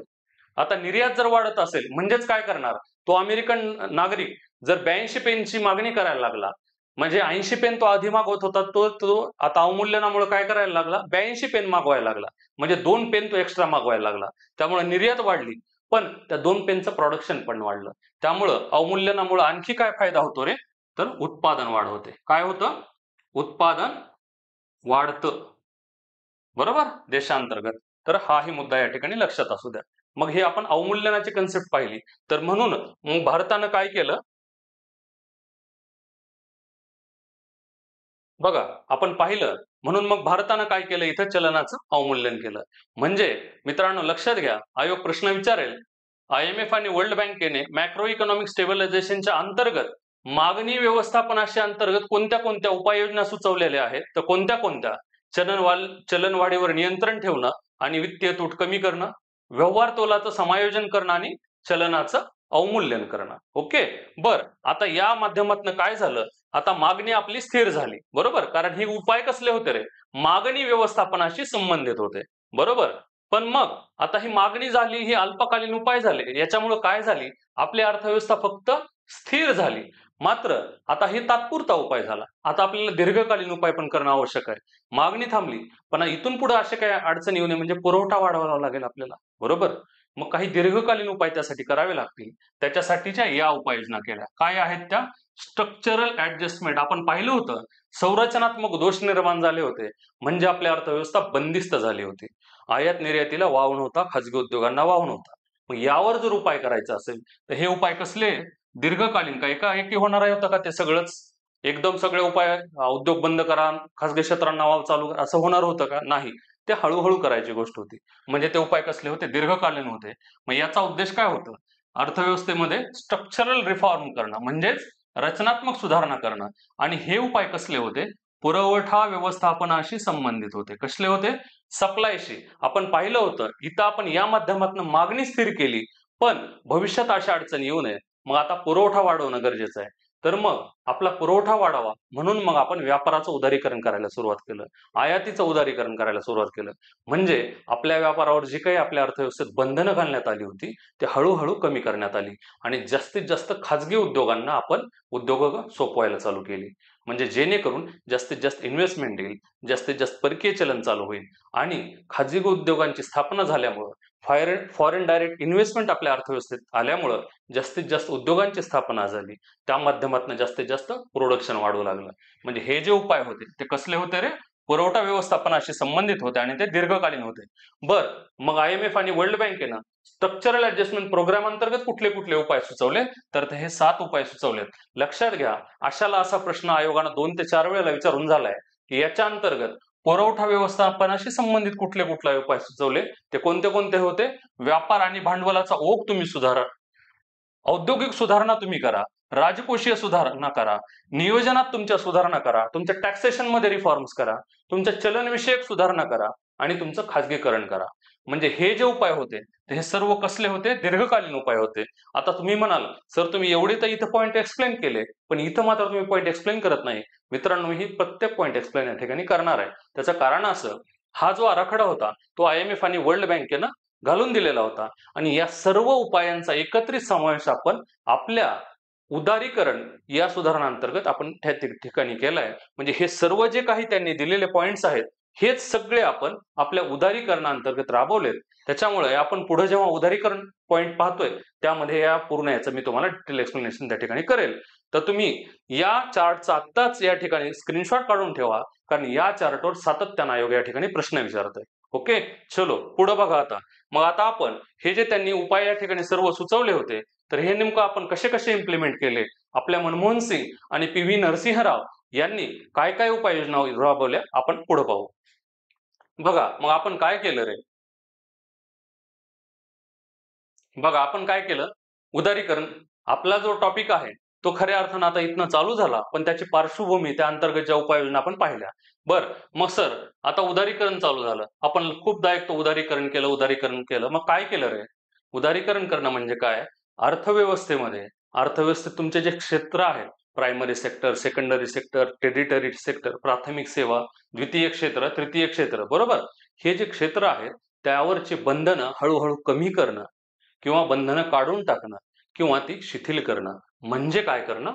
उदारीकरण करणं. उदारीकरणाच्या व्याख्येवर एक दोन अर्थतज्ञांचे त्यांनी केलेल्या व्याख्यांवर सुद्धा त्या ठिकाणी प्रश्न आलेत. आपण आपले बॅच लवकरच लॉन्च करतोय. त्या बॅचमध्ये आपण आपल्या डिटेल नोट्स तुम्हाला देणार आहोत. विद्यावृक्ष अकॅडमीच्या ॲपवर आपण आपल्या कंबाईन पूर्व परीक्षेची अर्थशास्त्राची स्पेशल बॅच या ठिकाणी लॉन्च करतोय, जी कंबाईन गट ब पूर्व परीक्षा आणि गट क पूर्व परीक्षा दोन्हींसाठी त्या ठिकाणी उपयोगी असेल अशी आपण पूर्ण कंबाईन पूर्व परीक्षा अर्थशास्त्र विषयाची स्पेशल बॅच त्या ठिकाणी लॉन्च करतोय. त्यावेळेला तुम्हाला मी ह्या पूर्ण कुठल्या अर्थतज्ञांनी काय व्याख्या केल्यात याचे डिटेल पीडीएफ किंवा त्याच्या डिटेल नोट्स मी तुम्हाला त्या ठिकाणी आपल्या ऍपवर उपलब्ध करून देईल. चला आपण पाहिली उदारीकरण म्हणजे काय. आपल्या अर्थव्यवस्थेमधले जी काही क्षेत्र आहेत त्या अर्थव्यवस्थेतील क्षेत्रांवरची बंधनं कमी करणं, शिथिल करणं किंवा पूर्णतः काढून टाकणं म्हणजेच काय? उदारीकरण करणं. ठीक आहे. बरं मग सर हे उदारीकरण करायचं का होतं? याचे उद्दिष्ट काय होते? त्याचं कारण होतं, जर तुम्ही उदारीकरण करायला गेलं तर तुमच्या व्यापारामध्ये सुधारणा होईल, तुमच्याकडे फॉरेन इन्व्हेस्टमेंट यायला चालू होतील, तुमचे जे काही उद्योग आहेत तिथे जर खाजगी उद्योगांची स्थापना झाली तर हळूहळू उद्योगांमध्ये स्पर्धा निर्माण होईल, म्हणजे त्यांच्यामधलं पोटेन्शियल वाढेल, बरोबर? जेणेकरून तुमचं प्रोडक्शन वाढेल, जेणेकरून तुमचं उत्पन्न वाढेल आणि जेणेकरून तुमच्या अर्थव्यवस्थेला गती मिळायला चालू होईल, बरोबर? बरं मग उदारीकरणांतर्गत काय काय केलं आता हे मात्र आपण या ठिकाणी डिटेल बघू. बघा, आपल्या मनमोहन सिंगांनी जो नवीन आर्थिक धोरण त्या ठिकाणी जाहीर केलं होतं त्या अंतर्गत उदारीकरणांतर्गत कुठल्या उपाययोजना केल्या रे? तर पहिल्यांदा उद्योगांमध्ये सुधारणा करायला सुरुवात केली. मग काय केलं रे त्यामध्ये? तर सगळ्यात पहिल्यांदा काय केलं रे मित्रांनो? पहिल्यांदा आपण पाहिलं 24 जुलै 1991 ला आपण काय केलं होतं? नवीन औद्योगिक धोरण जाहीर केलं होतं, बरोबर? काय केलं होतं आपण? औद्योगिक धोरण त्या ठिकाणी जाहीर केलं होतं, बरोबर? हे सर्व काय आहेत? उद्योगांमधल्या सुधारणा आहेत. तर हे कितवं औद्योगिक धोरण होतं रे? तिसऱ्या क्रमांकाचं औद्योगिक धोरण होतं, कारण 1948 साली पहिलं औद्योगिक धोरण भारतानं जाहीर केलं होतं. त्यानंतर 1956 साली जाहीर केलं आणि हे तिसऱ्या क्रमांकाचं औद्योगिक धोरण आहे. बरं मग या अंतर्गत काय काय करण्यात आलं? तर लक्षात घ्या, सगळ्यात पहिल्यांदा सार्वजनिक क्षेत्राची भूमिका कमी करण्यात आली आणि खाजगी क्षेत्राची भूमिका काय केली? वाढवण्यात आली. म्हणजे काय केलं? खाजगी क्षेत्राची भूमिका काय केली रे? वाढवण्यात आली. म्हणजे काय केलं? आयोगाने यावर प्रश्न विचारलाय. काय रे? अगोदर काय होतं? आपल्याकडं तब्बल 17 उद्योग असे होते जे सार्वजनिक क्षेत्र म्हणजे फक्त गव्हर्नमेंट करू शकायचं, तर त्याची संख्या कमी केली आणि ती किती उद्योगांवर आणली रे? फक्त 8 उद्योग असे ठेवले जे फक्त गव्हर्नमेंट करू शकत होतं. अगोदर किती होते? आधी किती होते? 17 उद्योग होते. आयोगाने यावर असा प्रश्न विचारलाय, 1991च्या दरम्यान किती उद्योग सार्वजनिक उद्योगांसाठी राखीव ठेवले होते? तर किती होते? 17. नंतर 91च्या सुधारणेनंतर ती 17ची संख्या आपण 9 कमी केली आणि किती राहिले? 8 उद्योग त्या ठिकाणी फक्त गव्हर्नमेंट साठी राखीव ठेवले, म्हणजे ते फक्त गव्हर्नमेंटच करू शकत होतं. म्हणजे हे जे उरलेले 9 उद्योग होते ते कोण करणार पुन्हा मग? प्रायव्हेट उद्योग करणार, बरोबर? म्हणजे आपण अर्थव्यवस्थेतील सार्वजनिक क्षेत्राची भूमिका कमी केली आणि खाजगी क्षेत्राची भूमिका वाढवायला त्या ठिकाणी सुरुवात केली. आणि आता जर बघितलं आपण 2025 मध्ये, तर आता फक्त असे 2च उद्योग आहेत जे गव्हर्नमेंट करतं. कुठले आहेत? रेल्वे आहे आणि अणुऊर्जा, बरोबर? हे 2 उद्योग आहेत. यासोबतच काय होतं मित्रांनो, की आपल्याकडे परवाना धोरण खूप जास्त होतं. लायसन ऍक्ट आपण असं त्याला म्हणतो. म्हणजे अगोदर जर पाहिलं तुम्ही तर तब्बल 85% क्षेत्र जे आपलं जे काही उद्योगाचं होतं तर त्यासाठी सगळ्यासाठी लायसन लागायचे. तर या धोरणानं आपण हे लायसन फ्री केलं. म्हणजे अगोदर छोट्या छोट्या गोष्टींसाठी सारखे परवानगी लागायचे उद्योगांसाठी. ह्याचं लायसन घ्या, त्याचं लायसन घ्या, तुम्हाला उद्योग काढायचं लायसन घ्या, तो वाढवायचा लायसन घ्या, त्यामध्ये इन्व्हेस्टमेंट करायचे लायसन घ्या. प्रत्येक गोष्टीसाठी लायसन घ्यावे लागायचे. तर जवळपास सर्वच उद्योग त्या ठिकाणी लायसन घ्यावे लागायचे प्रत्येक छोट्या छोट्या गोष्टीसाठी. तर आपण या 91च्या धोरणानं किंवा औद्योगिक सुधारणानं हे 85% क्षेत्र लायसन फ्री केलं आणि फक्त त्यावेळेला 18च उद्योग असे होते ज्याच्यासाठी लायसन लागत होतं. म्हणजे एवढ्यावरनं आपण कमी करून ही संख्या फक्त 18 उद्योगांवर आणली. म्हणजेच आपण सार्वजनिक क्षेत्राची भूमिका कमी केली आणि खासगी उद्योगांना वाव वाढवला. बरोबर? बरं, आणखी काय केलं सर याच्या अंतर्गत? तर बघा, आपण काय केलं? औद्योगिक सुधारणा अंतर्गतच आणखी काय केलं रे? तर बघा,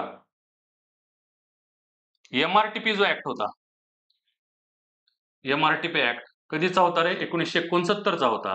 आणि हा ऍक्ट काय होता? ज्यांचं भांडवली गुंतवणूक 100 कोटींपेक्षा जास्त आहे अशा उद्योगांना जर नवीन प्रकल्प स्थापन करायचा असेल त्यासाठी शासनाची परवानगी घ्यावी लागायची. तर ती परवानगी त्या ठिकाणी आपण रद्द केली. म्हणून हा आपण MRTP कायदा जो आहे किंवा ती MRTP ची जी मर्यादा आहे ती रद्द करून टाकली. ठीक आहे. बर, परत आपण काय केलं पुढे चालून? फेरा कायद्याच्या जागी फेमा कायदा आणला. म्हणजेच काय केलं? अगोदर फॉरेन एक्सचेंज रेग्युलेशन ऍक्ट होता, त्याच्या जागी आपण फेमा कायदा म्हणजेच मॅनेजमेंट ऍक्ट आणला. फेरा कायदा 73चा होता. फेमा कायद्याचा कधीचा आहे? 1999चा आहे. म्हणजे त्यानंतर यामुळे ह्या औद्योगिक सुधारणांमुळे काय झालं? आपल्याकडे FDI FII यायला म्हणजे फॉरेन डायरेक्ट इन्व्हेस्टमेंट यायला सुद्धा त्या ठिकाणी मदत झाली. म्हणजे सर्वसाधारणपणे आपण या औद्योगिक क्षेत्र सुधारणांतर्गत जर काय केलं असेल तर सार्वजनिक उद्योगांचं भूमिका मर्यादित केली आणि खाजगी उद्योगांना जास्तीत जास्त वाव द्यायला त्या ठिकाणी सुरुवात केली. चला पुढं काय सुधारणा केल्या रे आपण? आपण ह्या सर्व जे सुधारणा बघतोय किंवा ह्या ज्या सर्व आपण निर्बंध कमी होताना बघतोय ते काय आहे? सर्व उदारीकरणाच्या अंतर्गत आहे. कारण उदारीकरणाची व्याख्याच आहे सार्वजनिक क्षेत्रावरची बंधनं कमी करणं, शिथिल करणं किंवा काढून टाकणं. बरं, मग त्या अंतर्गत काय सुधारणा केली आपण? वित्तीय क्षेत्रामध्ये म्हणजेच फायनान्शियल रिफॉर्म्स. मग या अंतर्गत आपण फेमस समिती आहे आणि आयोगाची बँकिंग क्षेत्रातली अत्यंत आवडतं समिती आहे. कारण आयोग यावर सातत्यानं प्रश्न विचारताना दिसतो. कुठली समिती आहे रे ती? नरसिंहन समिती. बर, मग या समितीनं काही बँकिंग सेक्टरसाठी, फायनान्शियल सेक्टरसाठी काही सुधारणा सुचवलेल्या होत्या. काय सुचवल्या होत्या रे? तर RBIनं काय करावं यापुढं? नियामक किंवा रेग्युलेटरी होऊ नये, म्हणजे जास्तीत जास्त नियमांनी अर्थव्यवस्था बांधली जाऊ नये, तर तुम्ही मोटिवेटरच्या स्वरूपात राहा, तुम्ही प्रोत्साहक अशी भूमिका घ्या. म्हणजे RBIनं नियामकच्या जागी तुम्ही आता प्रोत्साहक म्हणून भूमिका बजावा, जेणेकरून जास्तीत जास्त उद्योगांना वाव मिळेल. बरोबर? मग या अंतर्गत काय आणखी सुधारणा काय काय करण्यात आल्या? नवीन बँकांना किंवा खाजगी बँकांना स्थापन करण्याची संमती मिळाली. बरोबर? खाजगी बँका स्थापन व्हायला सुरुवात झाल्या. त्यासोबतच परकीय बँकिंग सुद्धा या ठिकाणी परकीय बँकांना सुद्धा स्थापायला परवानगी मिळायला लागल्या. आपण ह्या सर्व कशा अंतर्गत केल्या? वित्तीय क्षेत्र सुधारणा अंतर्गत केला. यासोबतच CRR, SLR, open market operation हे जे RBI मॉनिटरी पॉलिसी राबवत असतं त्यांची सुद्धा आपण राबवणूक करायला या ठिकाणी सुरुवात केलेली दिसते, जेणेकरून बँकिंग सेक्टर या ठिकाणी हळूहळू खुलं व्हायला लागलं.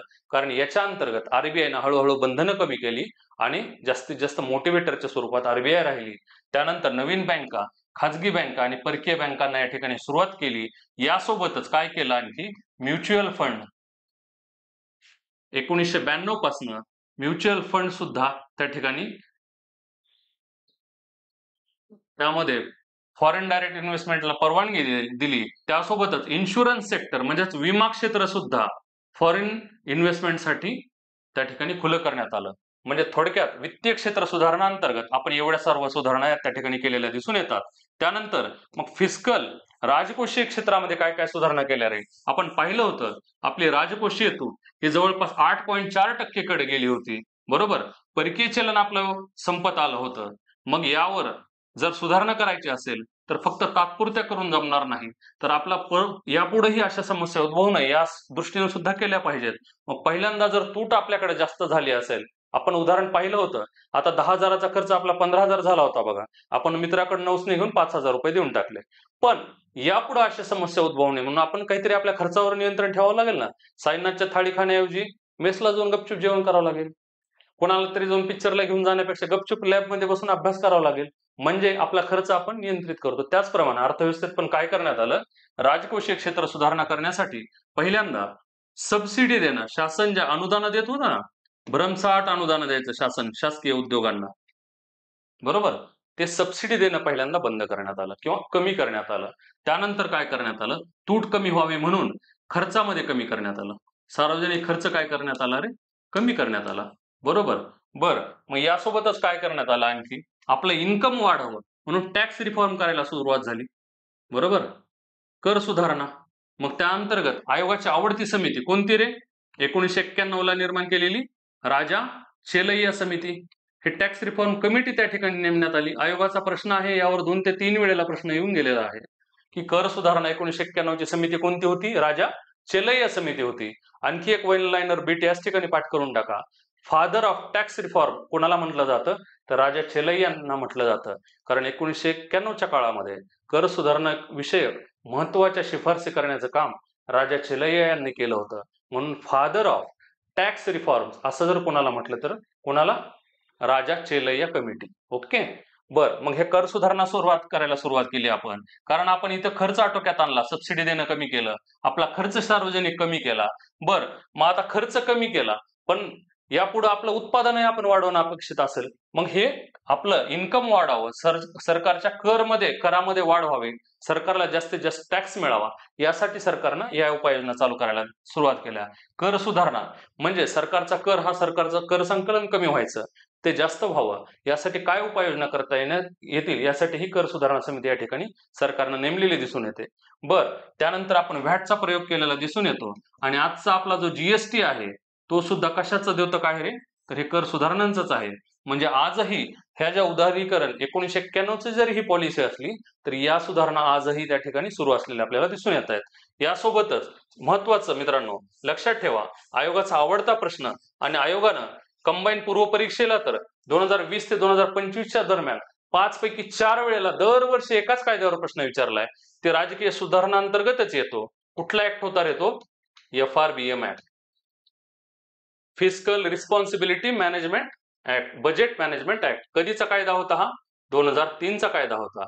या अंतर्गत काय होते रे टार्गेट? 2008 आणि 2009 पर्यंत राजकोषीय तूट.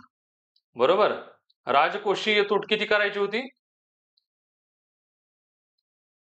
राजकोषीय तूट ही 3% पर्यंत मर्यादित करायची होती. आणि रेव्हेन्यू डेफिसिट म्हणजेच महसुली तूट, तर महसुली तूट किती करायची होती रे आपली? 2008-9 पर्यंत 0% वर आणायची होती. असं टार्गेट कशाचं होतं? या FRBM कायद्याचं होतं. ओके. हा आयोगाचा सर्वात आवडता कायदा आहे. आयोगाने यावर्षी मागच्या 5 पैकी 4 पूर्व परीक्षेमध्ये या एकाच कायद्यावर प्रश्न विचारलेला दिसून येतोय. तर ह्या ज्या आपण सुधारणा केल्या त्या कशा अंतर्गत केल्या? फिस्कल रिफॉर्म्स, राजकोषीय क्षेत्र सुधारणा अंतर्गत केलेल्या दिसून येतात. बर, मग यानंतर परकीय व्यापार धोरणामध्ये सुद्धा आपण सुरुवात केली. आपण पाहिलं होतं की आयात करण्यावर सुद्धा आपल्या अर्थव्यवस्था खाजगी उद्योगांना वाव नसल्यामुळं जास्तीत जास्त मागणी पुरवठा करू शकायची नाही. मग त्यासाठी आपल्याला काही गोष्टी आयात कराव्या लागायच्या. बरोबर, परंतु आयात तर कराव्या लागायच्या, पण त्या आयातीवरही भरमसाठ बंधनं होती. मग ती उदारीकरणाअंतर्गत भारत शासनानं काय केलं? त्याच्या अंतर्गत सुधारणा करायला सुरुवात केली. मग काय काय त्या अंतर्गत सुधारणा केली? तर पहिल्यांदा आयातीचं उदारीकरण करायला सुरुवात केलं. काय केलं रे? आयातीचं उदारीकरण म्हणजेच आयातीवर जी काही बंधनं होती ती पहिल्यांदा कमी करायला सुरुवात केली. बरोबर, म्हणजे आयातीचा व्यापार करण्यावर अगोदर काय केलं होतं शासनानं की तुम्हाला 1000 वस्तूंची आयात करायची असेल तर ती तेवढ्या प्रमाणात आपल्याला आयात करता येत नव्हत्या. त्यासाठी शासनाने काही लिस्ट दिलेली होती, तेवढ्याच वस्तू किंवा सेवा आपल्याला आयात करता यायच्या. ते बंधनं पहिल्यांदा काढून टाकली. पुन्हा दुसरं काय करायला चालू केलं? आयातीवर जे शुल्क होतं, म्हणजे तुम्हाला जर एखादी आयात करायची असेल गोष्ट, जर 100 रुपयाला असेल तर त्यावर 50 रुपये शुल्कच होतं. म्हणजेच ती 100 रुपयाची वस्तू 150 रुपयाला पडायची. म्हणजे आयात तर करावीच लागणार होती आणि त्यावर भरमसाठ शुल्कही द्यावं लागणार होतं. तर पहिल्यांदा मग या सुधारणांतर्गत हे शुल्क कमी करायला सुरुवात केली.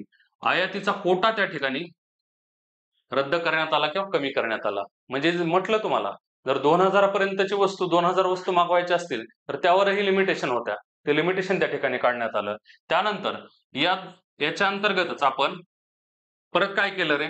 परकीय व्यापार धोरणाच्या सुधारणांतर्गत फॉरेन डायरेक्ट इन्व्हेस्टमेंट, बरोबर, आणि फॉरेन इनडायरेक्ट इन्व्हेस्टमेंट याला संमती देण्यात आली. बरोबर, खाजगी क्षेत्र खुलं करण्यात आलं, FDI अलाउ करण्यात आलं. म्हणजे जास्तीत जास्त जे परदेशातले उद्योग आहेत ते आपल्याकडे इन्व्हेस्टमेंट करायला लागले. आपल्या खाजगी उद्योगांमध्ये इन्व्हेस्टमेंट करायला लागले, जेणेकरून खाजगी उद्योगांना आपल्या तिकडलं तंत्रज्ञान, तिकडला पैसा हा ऑलरेडी मिळायला लागला, जेणेकरून आपण जास्तीत जास्त प्रोडक्शन करू शकलो, जेणेकरून आपण जास्तीत जास्त रोजगार निर्माण करू शकलो. बरोबर. मग ह्या FDI ला त्या ठिकाणी संमती देण्यात आली. मग यासोबतच आणि या माध्यमातून अनेक MNC कंपन्या म्हणजेच बहुराष्ट्रीय कंपन्या आपल्या देशामध्ये यायला चालू झाल्या, जेणेकरून त्यांच्या माध्यमातून सुद्धा आपल्याला रोजगार मिळायला लागला. त्यांच्या माध्यमातून आपल्याला दर्जेदार निर्माण वस्तू वगैरे मिळायला लागल्या. बरोबर. त्यांच्या माध्यमातून आपल्याला छान टेक्नॉलॉजी त्या ठिकाणी मिळायला लागली. म्हणजे असेही या ठिकाणी फायदे झालेले दिसून येतात. यानंतर पुढची सुधारणा आपण हे ज्या पाहिल्या हे कसल्या होत्या? परकीय सुधारणा. यानंतर विनिमय दर सुधारणा आपण आत्ताच पाहिलं होतं. रुपयाचं अवमूल्यन केलं होतं. विनिमय दर सुधारणा करण्यासाठी आपण पाहिलं होतं $1 बरोबर 80 रुपये रेट आहे, म्हणजेच काय आहे? तो विनिमय दर आहे, एक्सचेंज रेट आहे. मग त्याच्यासाठी रुपयाचं अवमूल्यन केलं, जेणेकरून निर्यात होईल आणि आपल्याकडे परकीय चलन जास्तीत जास्त येईल. आणि यासोबतच आणखी काय करण्यात आलं होतं रे? तर लक्षात ठेवा, मी तुम्हाला म्हटलं होतं ही एक कन्सेप्ट आहे जी मी तुम्हाला पुढे सांगतो. ती काय आहे? परिवर्तनीयता. म्हणजेच काय? तुम्हाला म्हटलं, ज्यावेळेस तुमची अर्थव्यवस्था बंदिस्त असते आणि तुम्हाला ती निर्यातीसाठी, उद्योगांसाठी खुली करायची असते, खाजगी उद्योगांना वाव द्यायचा असतो, तुमच्या अर्थव्यवस्थेत जास्तीत जास्त फॉरेन डायरेक्ट इन्व्हेस्टमेंट यावी असं तुम्हाला वाटत असतं. हो, तुम्हाला भरपूर वाटतं. आपल्याला अमेरिकेकडनं 100 रुपयाची एक वस्तू मागवायची. मग ते 100 रुपये देऊन वस्तू घेता येते का? तर नाही. आपण ते डॉलरमध्येच दिली पाहिजे. मग अशा वेळेला आपलं चलन म्हणजे आपलं रुपया हे चलन आहे. अमेरिकेचं चलन कोणतं आहे? डॉलर आहे. तर आपल्या देशातनं ते अलाउ तरी केलं पाहिजे की रुपया देऊन त्याच्या बदल्यात तुम्ही डॉलर घ्या. म्हणजेच तुम्ही काय? तुमच्या करन्सीमध्ये कन्व्हर्ट करा. बरोबर. मग हे जर परिवर्तनीय चलन असतील म्हणजे रुपयाचं रूपांतर तुम्ही डॉलरमध्ये करू शकता आणि मग त्या डॉलर रुपये देऊन तुम्ही त्या अमेरिकन वस्तू मागवू शकता. म्हणजे काय? तर रुपया आपला त्यासाठी परिवर्तनीय असला पाहिजे. मग हीच कन्सेप्ट आहे रुपया कन्व्हर्टेबिलिटी म्हणजेच रुपया परिवर्तनीयता. मग ही काय करण्यात आली होती आपली? तर लक्षात घ्या, रुपया आपला एकाएकी परिवर्तनीय करण्यात आला होता का? तर नाही. तर कसा करण्यात आला होता? तर बघा, त्याचे टप्पे सांगतो मी. तर रुपया 3 टप्प्यामध्ये परिवर्तनीय करण्यात आला. तर पहिल्यांदा रुपया काय करण्यात आला? व्यापार खात्यावर अंशतः करण्यात आला. व्यापार खात्यावर. त्यानंतर तर व्यापार खात्यावर पूर्णतः परिवर्तनीय करण्यात आला आणि त्यानंतर तो चालू खात्यावर पूर्णतः परिवर्तनीय करण्यात आला. हे झालं आता परीक्षेच्या दृष्टीनं. कधी आला वन लाईनर प्रश्न आला तर या तिन्हींवर येऊ शकतो.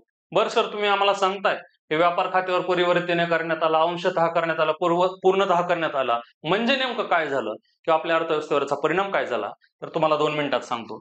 हे लक्षात घ्या. ठीक आहे. हे झालं फॅक्ट. 92 ला व्यापार खात्यावर अंशतः परिवर्तनीय केला. 1993 ला व्यापार खात्यावर रुपया पूर्णतः परिवर्तनीय केला आणि 1994 ला चालू खात्यावर पूर्णतः परिवर्तनीय केला. म्हणजे नेमकं काय केलं बघा, थोडक्यात सांगतो. लक्षात ठेवा. ठीक आहे. आपलं बॅलन्स ऑफ पेमेंट आपण व्यवहार तोल जो मांडत असतो,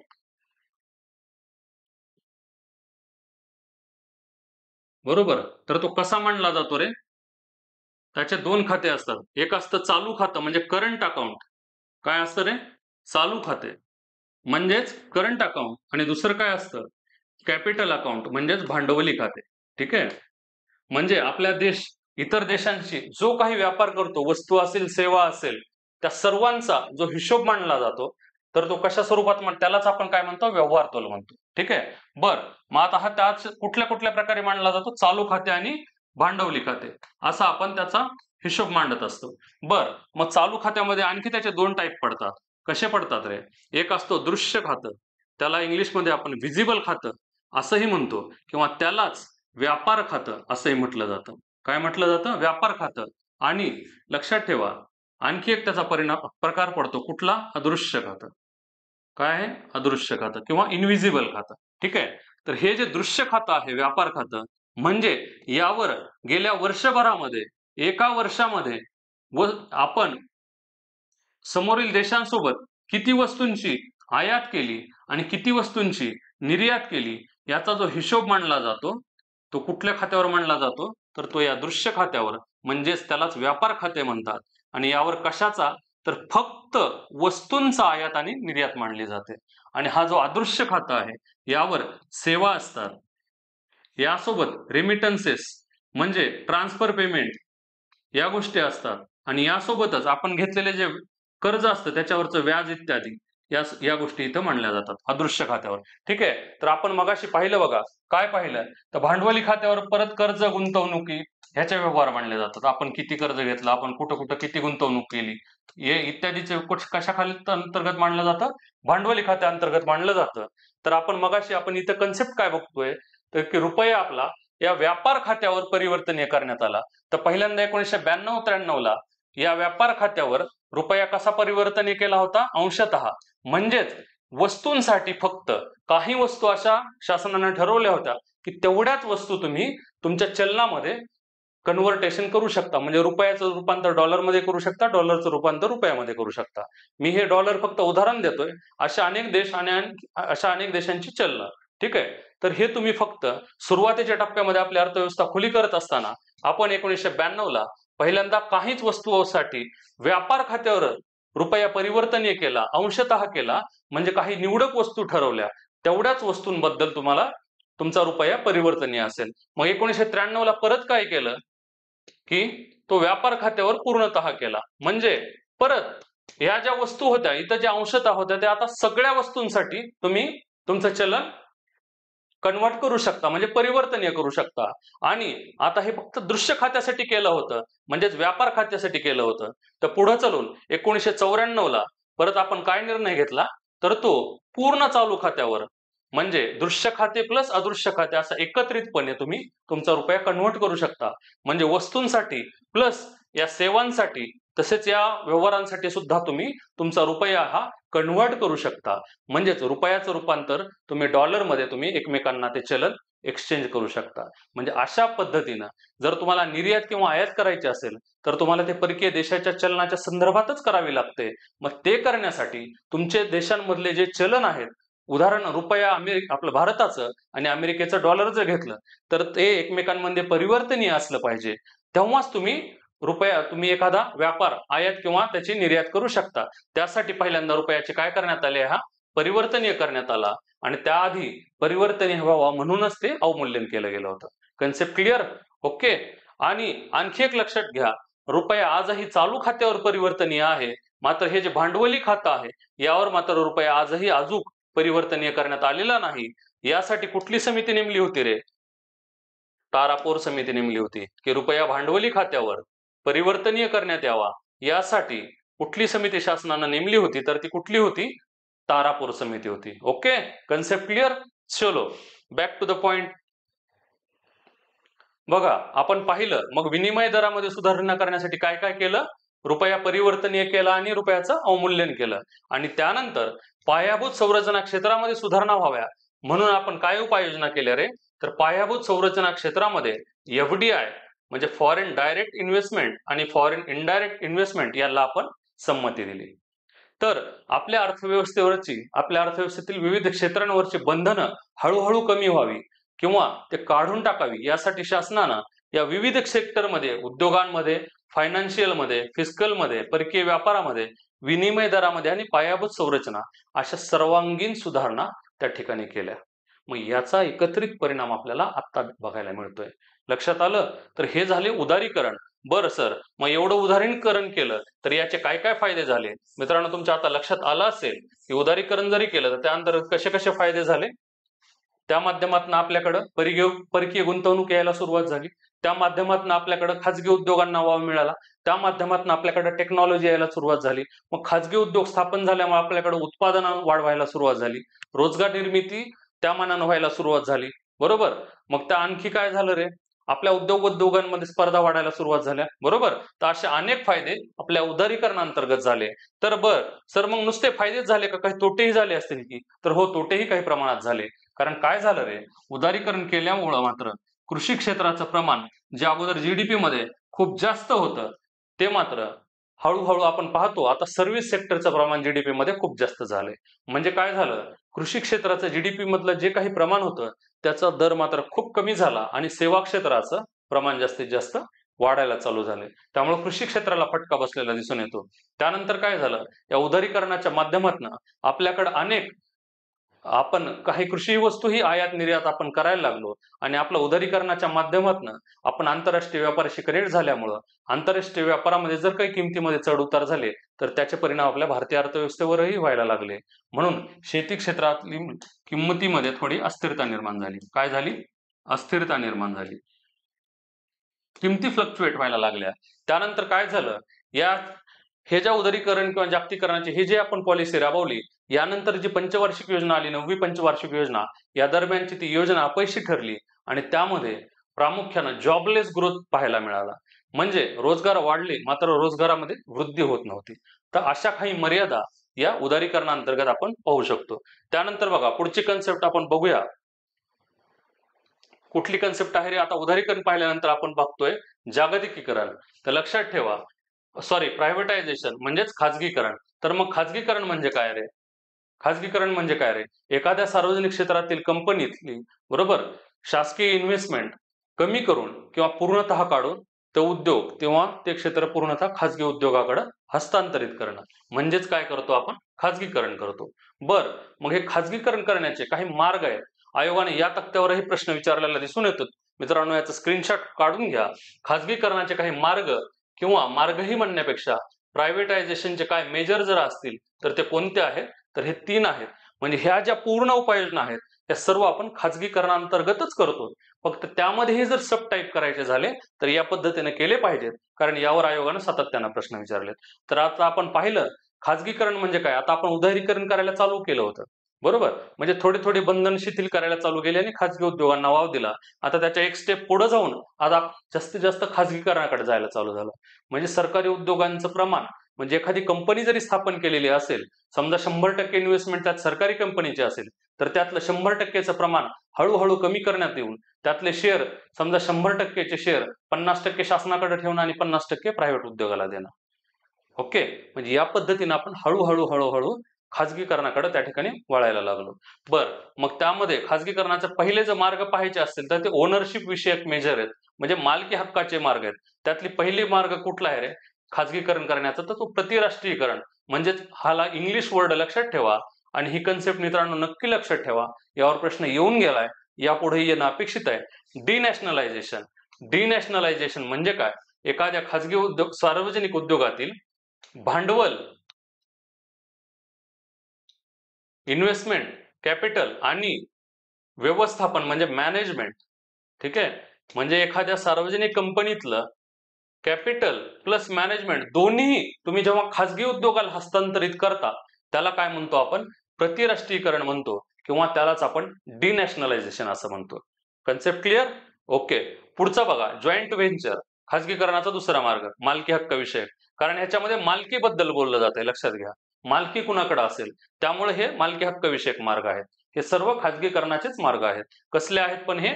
ओनर विषयक, मालकी कुणाकडे असतील याच्या संदर्भात आहेत. बर, मग जॉईंट व्हेंचर म्हणजे संयुक्त, नावातच आहे बघा जॉईंट म्हणजेच काय? पब्लिक प्लस प्रायव्हेट बरोबर. म्हणजेच काय? जवळपास 50% पर्यंतची मालकी हे तुम्ही गव्हर्नमेंटकडे ठेवा आणि 50% पर्यंतची मालकी तुम्ही खाजगी उद्योगांना द्या. म्हणजेच तुम्ही जॉईंट व्हेंचर एकमेकांच्या सोबतीने स्थापन करा. असंही खाजगीकरणाचा एक मार्ग आहे. त्यानंतर लिक्विडेशन. आपण बऱ्याचदा ऐकतो की बँक गुंडाळली, हा खाजगी उद्योग गुंडाळला, हा सार्वजनिक उद्योग बंद पडला. म्हणजे काय? एखादा सार्वजनिक उद्योग जर नफाक्षम राहिला नसेल, त्यामध्ये कुठलीही दुरुस्ती करणंही शक्य नसेल तर शासन काय करतं? ते पूर्णतः बंद करून टाकतं किंवा गुंडाळून टाकतं. त्यालाच काय म्हणतात? लिक्विडेशन, म्हणजे अवसायनात काढणं, म्हणजेच बंद करून टाकणं. ठीक आहे. त्यानंतर आहे डिसइन्व्हेस्टमेंट. हे मात्र थोडं परीक्षेच्या दृष्टीने महत्वाचं आहे. याचे आपण थोडं डिटेल या ठिकाणी पुढे पाहणार आहोत. हे अगोदर बघून त्यानंतर आपण डिसइन्व्हेस्टमेंट कडे जाऊ. बरं, निर्गुंतवणूक म्हणजे काय? 51% पर्यंतची मालकी किंवा शेअर्स हे गव्हर्नमेंटकडे ठेवून एखाद्या सार्वजनिक कंपनीमधले 51% पर्यंतचे शेअर्स किंवा मालकी हक्क हे गव्हर्नमेंटकडे ठेवून बाकी मालकी म्हणजे जवळपास 49% किंवा त्याहून कमी तुम्ही शेअर्स एखाद्या खाजगी उद्योगाला देणं म्हणजेच काय करणं? डिसइन्व्हेस्टमेंट किंवा त्याला डी इन्व्हेस्टमेंट असंही म्हणतो. म्हणजेच काय? निर्गुंतवणूक करणं. हाही कसला मार्ग आहे? खाजगीकरणाचा मार्ग आहे. त्याचे थोडेसे काही डिटेल्स आहेत, काही फॅक्ट आहेत ज्याच्यावर आयोग प्रश्न विचारतो. हे पूर्ण कन्सेप्ट झाल्यानंतर आपण लगेच बघू. ठीक आहे. बर, हे सगळे मार्ग कसले झाले रे? मालकी हक्क विषयक झाले. आता याच्या पुढे जाऊन पहा आता ऑर्गनायझेशनल काही मेजर्स खाजगीकरणाचे संघटनात्मक ते कुठले कुठले आहेत, तर तुम्ही प्रशासनाचं विकेंद्रीकरण करा, नावामध्येच आहे. म्हणजे एखाद्या कंपनीकडे जर पूर्ण कारभार असेल तर सगळे प्रोडक्शन तुम्हीच नका करत बसू, तर छोट्या छोट्या कंपन्यांनाही तुम्ही काही कार्य डिस्ट्रीब्यूट करा, किंवा तुमच्या एखाद्या कंपनीची मॅनेजमेंट असेल तर त्याच्यामध्ये तुम्ही प्रशासनाचं विकेंद्रीकरण करा. म्हणजेच हळूहळू काय करा, म्हणजे एखादी गव्हर्नमेंट कंपनी असेल, बरोबर, तर ती एखादी बाईक बनवते, उदाहरण घेऊ आपण, तर फक्त ती बाईक पूर्णतः एकाच गव्हर्नमेंट कंपनीनं बनवण्यापेक्षा मग तुम्ही काय करा, खाजगीकरण करायचे तर त्यातले काही टायर बनवायला कुठल्या तर प्रायव्हेट कंपनीला द्या, बरोबर. तुम्हाला हँडल बनवायचं असेल एका प्रायव्हेट कंपनीला द्या. म्हणजेच काय, हळूहळू त्याच्यामध्ये प्रायव्हेटायझेशनचा अंतर्भाव करा. म्हणजे हा कसला मार्ग आहे, ऑर्गनायझेशनल मार्ग आहे. म्हणजे प्रशासनाचं विकेंद्रीकरण करा. त्यानंतर भाडे तत्वावर द्या, म्हणजे लीजवर द्या. एखादा सार्वजनिक उद्योग चालवायलाच एखाद्या प्रायव्हेट कंपनीकडे देऊन टाका, म्हणजेच भाडे तत्वावर द्या. त्यानंतर जे उद्योग प्रॉफिट त्यांचं कमी होत आहे परंतु त्यामध्ये दुरुस्ती करणं शक्य आहे, अशा उद्योगांची तुम्ही पुनर्रचना करा. तर हे जे तिन्ही मेजर्स आहेत हे कसले आहेत, ऑर्गनायझेशनल मेजर्स आहेत. ठीक आहे. आणि त्यानंतर येतो कार्यात्मक म्हणजेच फंक्शनल. तर त्यामध्ये काय आहे रे, तुम्ही एखाद्या सार्वजनिक उद्योगाला पूर्णतः स्वायत्तता द्या, म्हणजे प्रायव्हेटायझेशनकडे देऊन त्याला पूर्णतः काय द्या रे, ऑटोनॉमी द्या, म्हणजे स्वायत्तता द्या. म्हणजे त्याचा आर्थिक निर्णय घेण्याचं पूर्ण स्वातंत्र्य तुम्ही त्यांना द्या.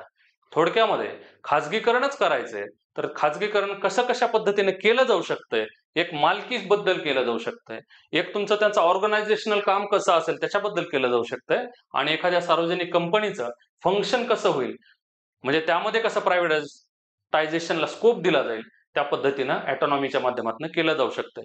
आयोग प्रश्न विचारताना खाजगीकरणाचे मार्ग कोणते, मग मालकी हक्क विषयक मध्ये हे 4 ऑप्शन टाकेल किंवा 3 टाकेल आणि एखादा वगळेल, असा प्रश्न येऊ शकतो. किंवा संघटनात्मक मार्ग कोणते, याच्यासोबत 3 मध्ये एखादा इकडला टाकून त्यावर प्रश्न विचारला जाऊ शकतो. किंवा कार्यात्मक मार्ग कोणता असंही विचारू शकतं. त्यामुळं हा चार्ट परीक्षेच्या दृष्टीने अत्यंत महत्वाचा आहे. तर ही खाजगीकरण आपण संकल्पना बघितली. आता खाजगीकरणाचाच एक मार्ग निर्गुंतवणूक, आपण म्हटलं होतं की आपण या ठिकाणी आता लगेच पाहू.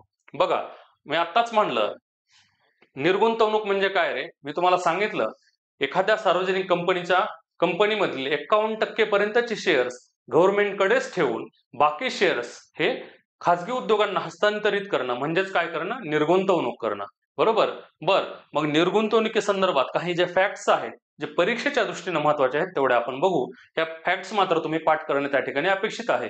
यातली पहिली फॅक्ट आहे, लक्षात ठेवा, आयोगाचा अत्यंत आवडता, जेव्हा आयोग निर्गुंतवणुकीवर प्रश्न विचारतो तेव्हा आयोग या समितीकडे नक्की येतो. 1993 साली निर्गुंतवणुकीची तत्व कोणत्या समितीने जाहीर केली, तर ती कुठली समिती होती, सी रंगराजन समिती. 1993 ची निर्गुंतवणुकीबाबतची समिती कोणती होती रे, सी रंगराजन समिती होती. आयोगाचा अत्यंत आवडता प्रश्न आहे, इथंच पाठ करून टाका. त्यानंतर 1996 साली परत जी व्ही रामकृष्ण निर्गुंतवणूक आयोगाची स्थापना करण्यात आली. कधी, 1996 ला. कुठला निर्गुंतवणूक आयोग आला होता, जी व्ही रामकृष्ण. त्यानंतर मग काय झालं पुढे, शासनाने 1999 साली स्वतंत्र निर्गुंतवणूक डिपार्टमेंट, इथं काय आहे रे, विभाग मीन्स डिपार्टमेंट, तर निर्गुंतवणूक विभागाची स्थापना केली. ते कुठल्या मिनिस्ट्रीच्या अंतर्गत केली, फायनान्स मिनिस्ट्रीच्या अंतर्गत, अर्थ मंत्रालयाच्या अंतर्गत त्यांनी निर्गुंतवणूक विभागाची स्थापना केली. कधी केली, 1999 साली केली. आणि पुढे जाऊन याच विभागाचं रूपांतर आपण मिनिस्ट्रीमध्ये म्हणजेच मंत्रालयामध्ये झालेलं दिसून येतो. आपण पाहिलं होतं विभाग म्हटलं की काय रे, डिपार्टमेंट, आणि त्याचं रूपांतर पुढे मंत्रालयामध्ये झालेलं दिसून येतं. ते कधी केलं, 2001 साली. म्हणजे या विभागाचं रूपांतर स्वतंत्र निर्गुंतवणूक मंत्रालयाचा दर्जा त्या ठिकाणी त्याला देण्यात आला. त्यानंतर आपण पाहिलं होतं 1996 ला एक निर्गुंतवणूक आयोग होता. त्यानंतर परत 2001 साली कोणता निर्गुंतवणूक आयोग आलेला आहे, RH पाटील. म्हणजे आतापर्यंत 2 कमिशन निर्गुंतवणुकीसोबत नेमलेले आहेत. कोणते, 1996 चा जी व्ही रामकृष्ण आणि 2001 चा RH पाटील आयोग.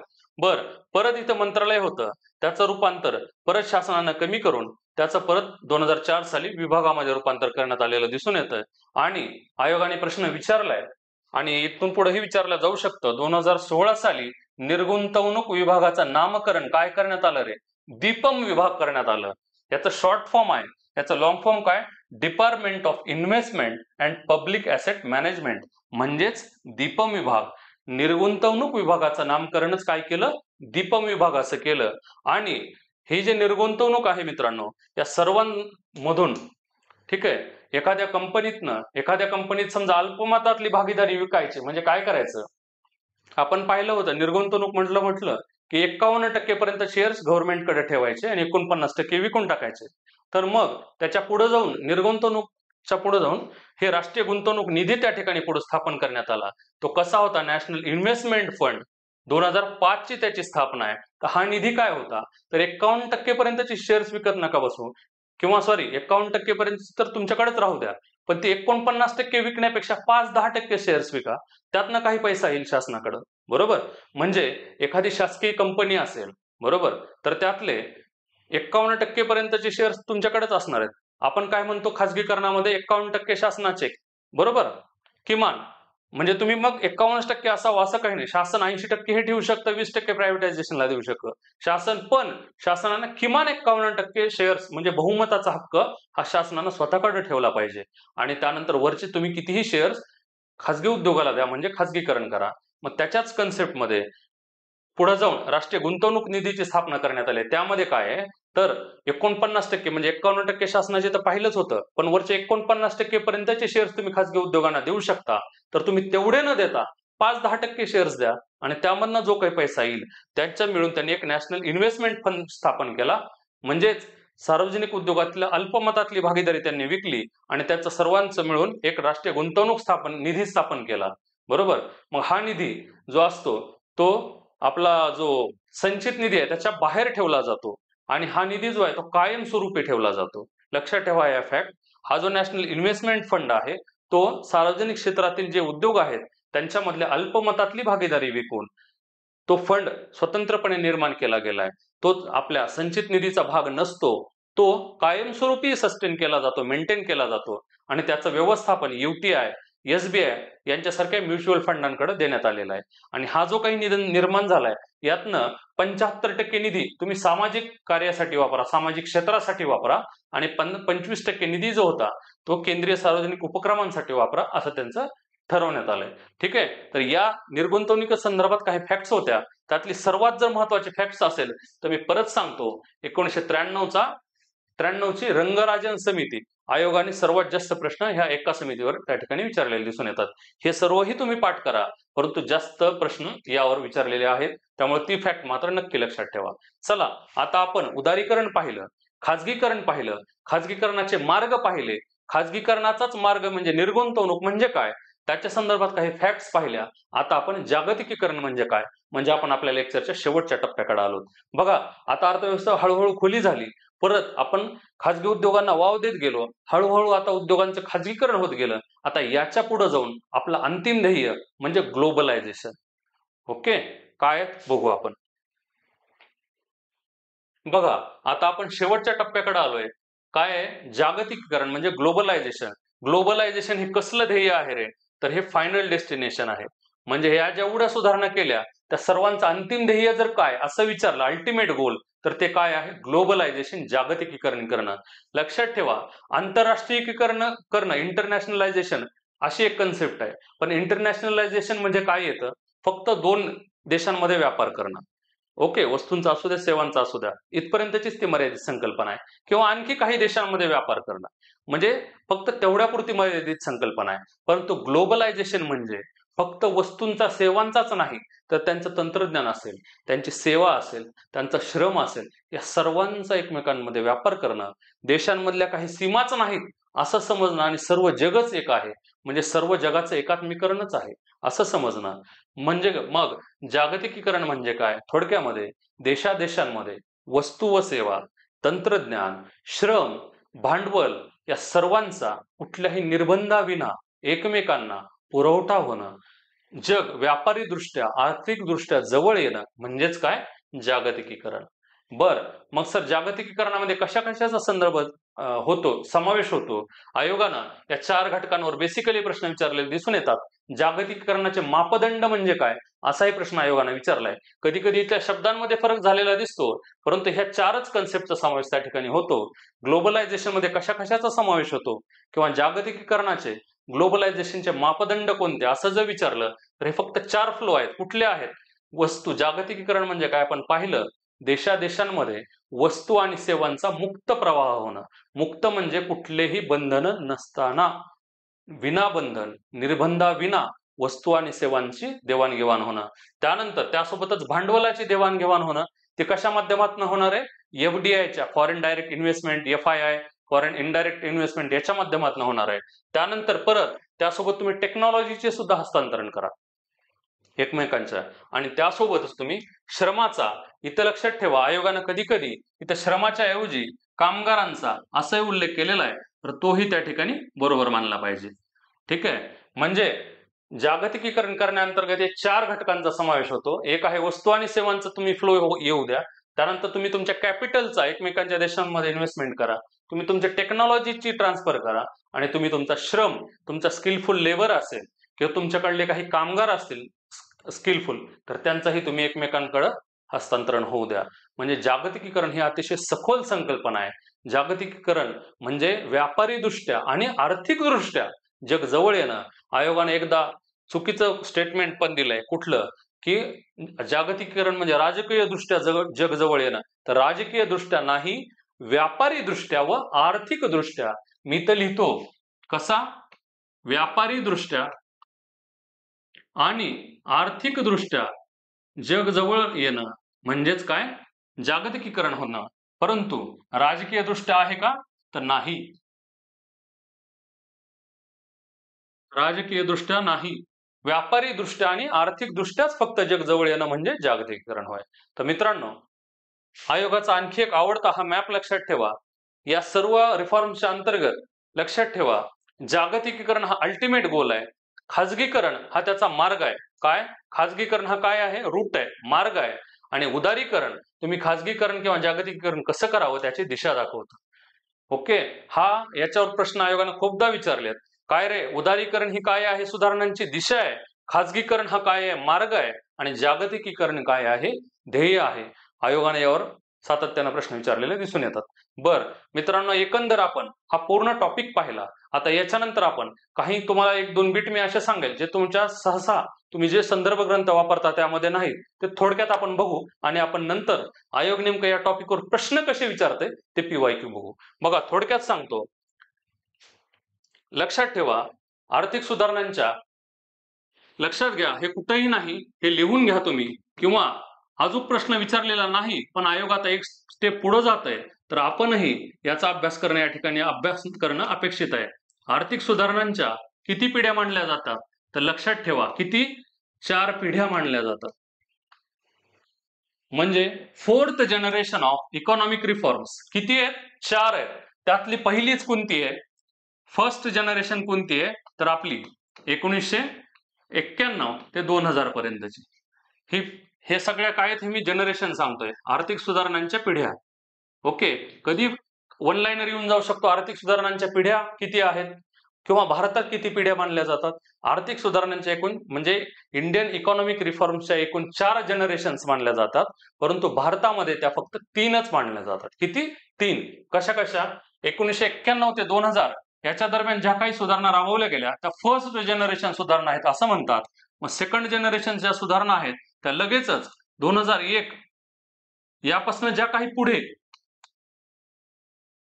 किंवा 2001 म्हणण्यापेक्षा 2000 किंवा त्यापासून पुढे ज्या काही सुधारणा झाल्या त्या कसल्या सुधारणा आहेत? सेकंड जनरेशनच्या सुधारणा आहेत.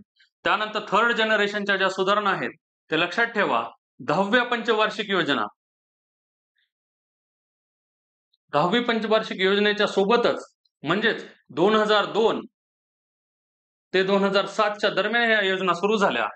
तिसऱ्या जनरेशनच्या सुधारणा, आणि याच्यामध्ये प्रामुख्यानं पंचायत राज, म्हणजे हे जे काही आर्थिक रिफॉर्म्स आहेत आपण केलेले, तर ते पंचायत राजच्या 3 स्तरांपर्यंत पोहोचले पाहिजेत. ह्या तिसऱ्या पिढीच्या सुधारणा मानल्या जातात. ठीक आहे. आणि 4th जनरेशनच्या सुधारणा याही याच दरम्यानच्या आहेत, परंतु भारतामध्ये या अधिकृत मानल्या जात नाहीत. या सुधारणा काय आहेत? भारतामध्ये अधिकृत मानल्या जात नाहीत. म्हणजे एकूण इकॉनॉमिक जनरेशन्स किती आहेत? तर 4 आहेत, पण भारतामध्ये किती मानल्या जातात? तर या 3 मानल्या जातात. ओके, लक्षात ठेवा. आणखी एक बीट सांगतो, उदारीकरण ही जी संकल्पना आहे ती मेटा आयडिओलॉजीच्या संदर्भात व्यक्त केली जाते. ओके, मेटा आयडिओलॉजी म्हणजे काय? तुम्ही फक्त एका विचारधारेपर्यंत मर्यादित न राहता त्या पलीकडेही जाऊन विचार करणे. म्हणजेच थोडक्यात उदारीकरण म्हणजे काय? तर उदारीकरणाचे फायदे आणि तोटे इथपर्यंतच विचार नका करू. तर उदारीकरण मग त्याचा परिणाम काय होतो? उदारीकरण संकल्पना काय? त्याचे फायदे काय? त्याचे तोटे काय? मग उदारीकरण संकल्पनेचा जागतिकीकरण संकल्पनेसोबत तुम्ही कंपॅरिझन करणं, म्हणजे असा पूर्ण अॅनालिटिकल अभ्यास करणं म्हणजेच मेटा आयडिओलॉजी ही संकल्पना आहे. तर उदारीकरण ही संकल्पना कशाच्या स्वरूपात व्यक्त केली जाते? Meta ideology. ओके, हा एक बीट लक्षात असू द्या. चला, आर्थिक सुधारणांच्या पिढ्या पाहिल्या. आता आजवर आपल्याला आयोगानं कशा कशा स्वरूपाचे प्रश्न विचारलेत, आपण आता एकंदर पूर्ण टॉपिक पाहिला. या टॉपिकचा क्रक्स म्हणजे काय? आपली अर्थव्यवस्था अडचणीत सापडली होती, बरोबर? त्याच्यामध्ये 2-4 कारणं आपण पाहिली. कुठली कुठली होती? आखाती युद्ध होतं, USSRचं झालेलं विघटन होतं, आपल्या देशातलं राजकीय अस्थिरता होती आणि आपल्या देशातल्या व्यापार धोरणामध्ये झालेल्या अडचणी होत्या. त्यानंतर आपण कारणं पाहिली. राजकोषीय संकट आपल्याकडे आलं होतं, आपला अनियंत्रित व्यवहार तोल झाला होता, आपल्याकडे महागाई भरमसाठ वाढली होती आणि आपल्या अर्थव्यवस्थेत संरचनात्मक दोष निर्माण झाले. मग त्याच्या पुढं IMF आणि वर्ल्ड बँकेनं या जे काही समस्या निर्माण झाल्या होत्या त्याच्यावर आपल्याला काही लोन दिलं तारण ठेवून आणि त्यांनी काही सुधारणा सुचवल्या. त्या 2 प्रकारच्या होत्या. एक होते मॅक्रो इकॉनॉमिक स्टॅबिलायझेशन आणि दुसऱ्या होत्या स्ट्रक्चरल. मॅक्रो इकॉनॉमिक स्टॅबिलायझेशन ज्या होत्या त्या मागणी व्यवस्थापनाशी संबंधित होत्या, त्यात अल्पकालीन होत्या आणि त्यांचा उद्देश काय होता? अर्थव्यवस्था स्थिर करणं होता. त्या अंतर्गत आपण मुख्यतः 3 मुद्दे पाहिले. एक, चलनाचं अवमूल्यन करणं, चलनाची तूट कमी करणं, राजकोषीय सुधारणा करणं आणि आणखी काय पाहिलं रे आपण?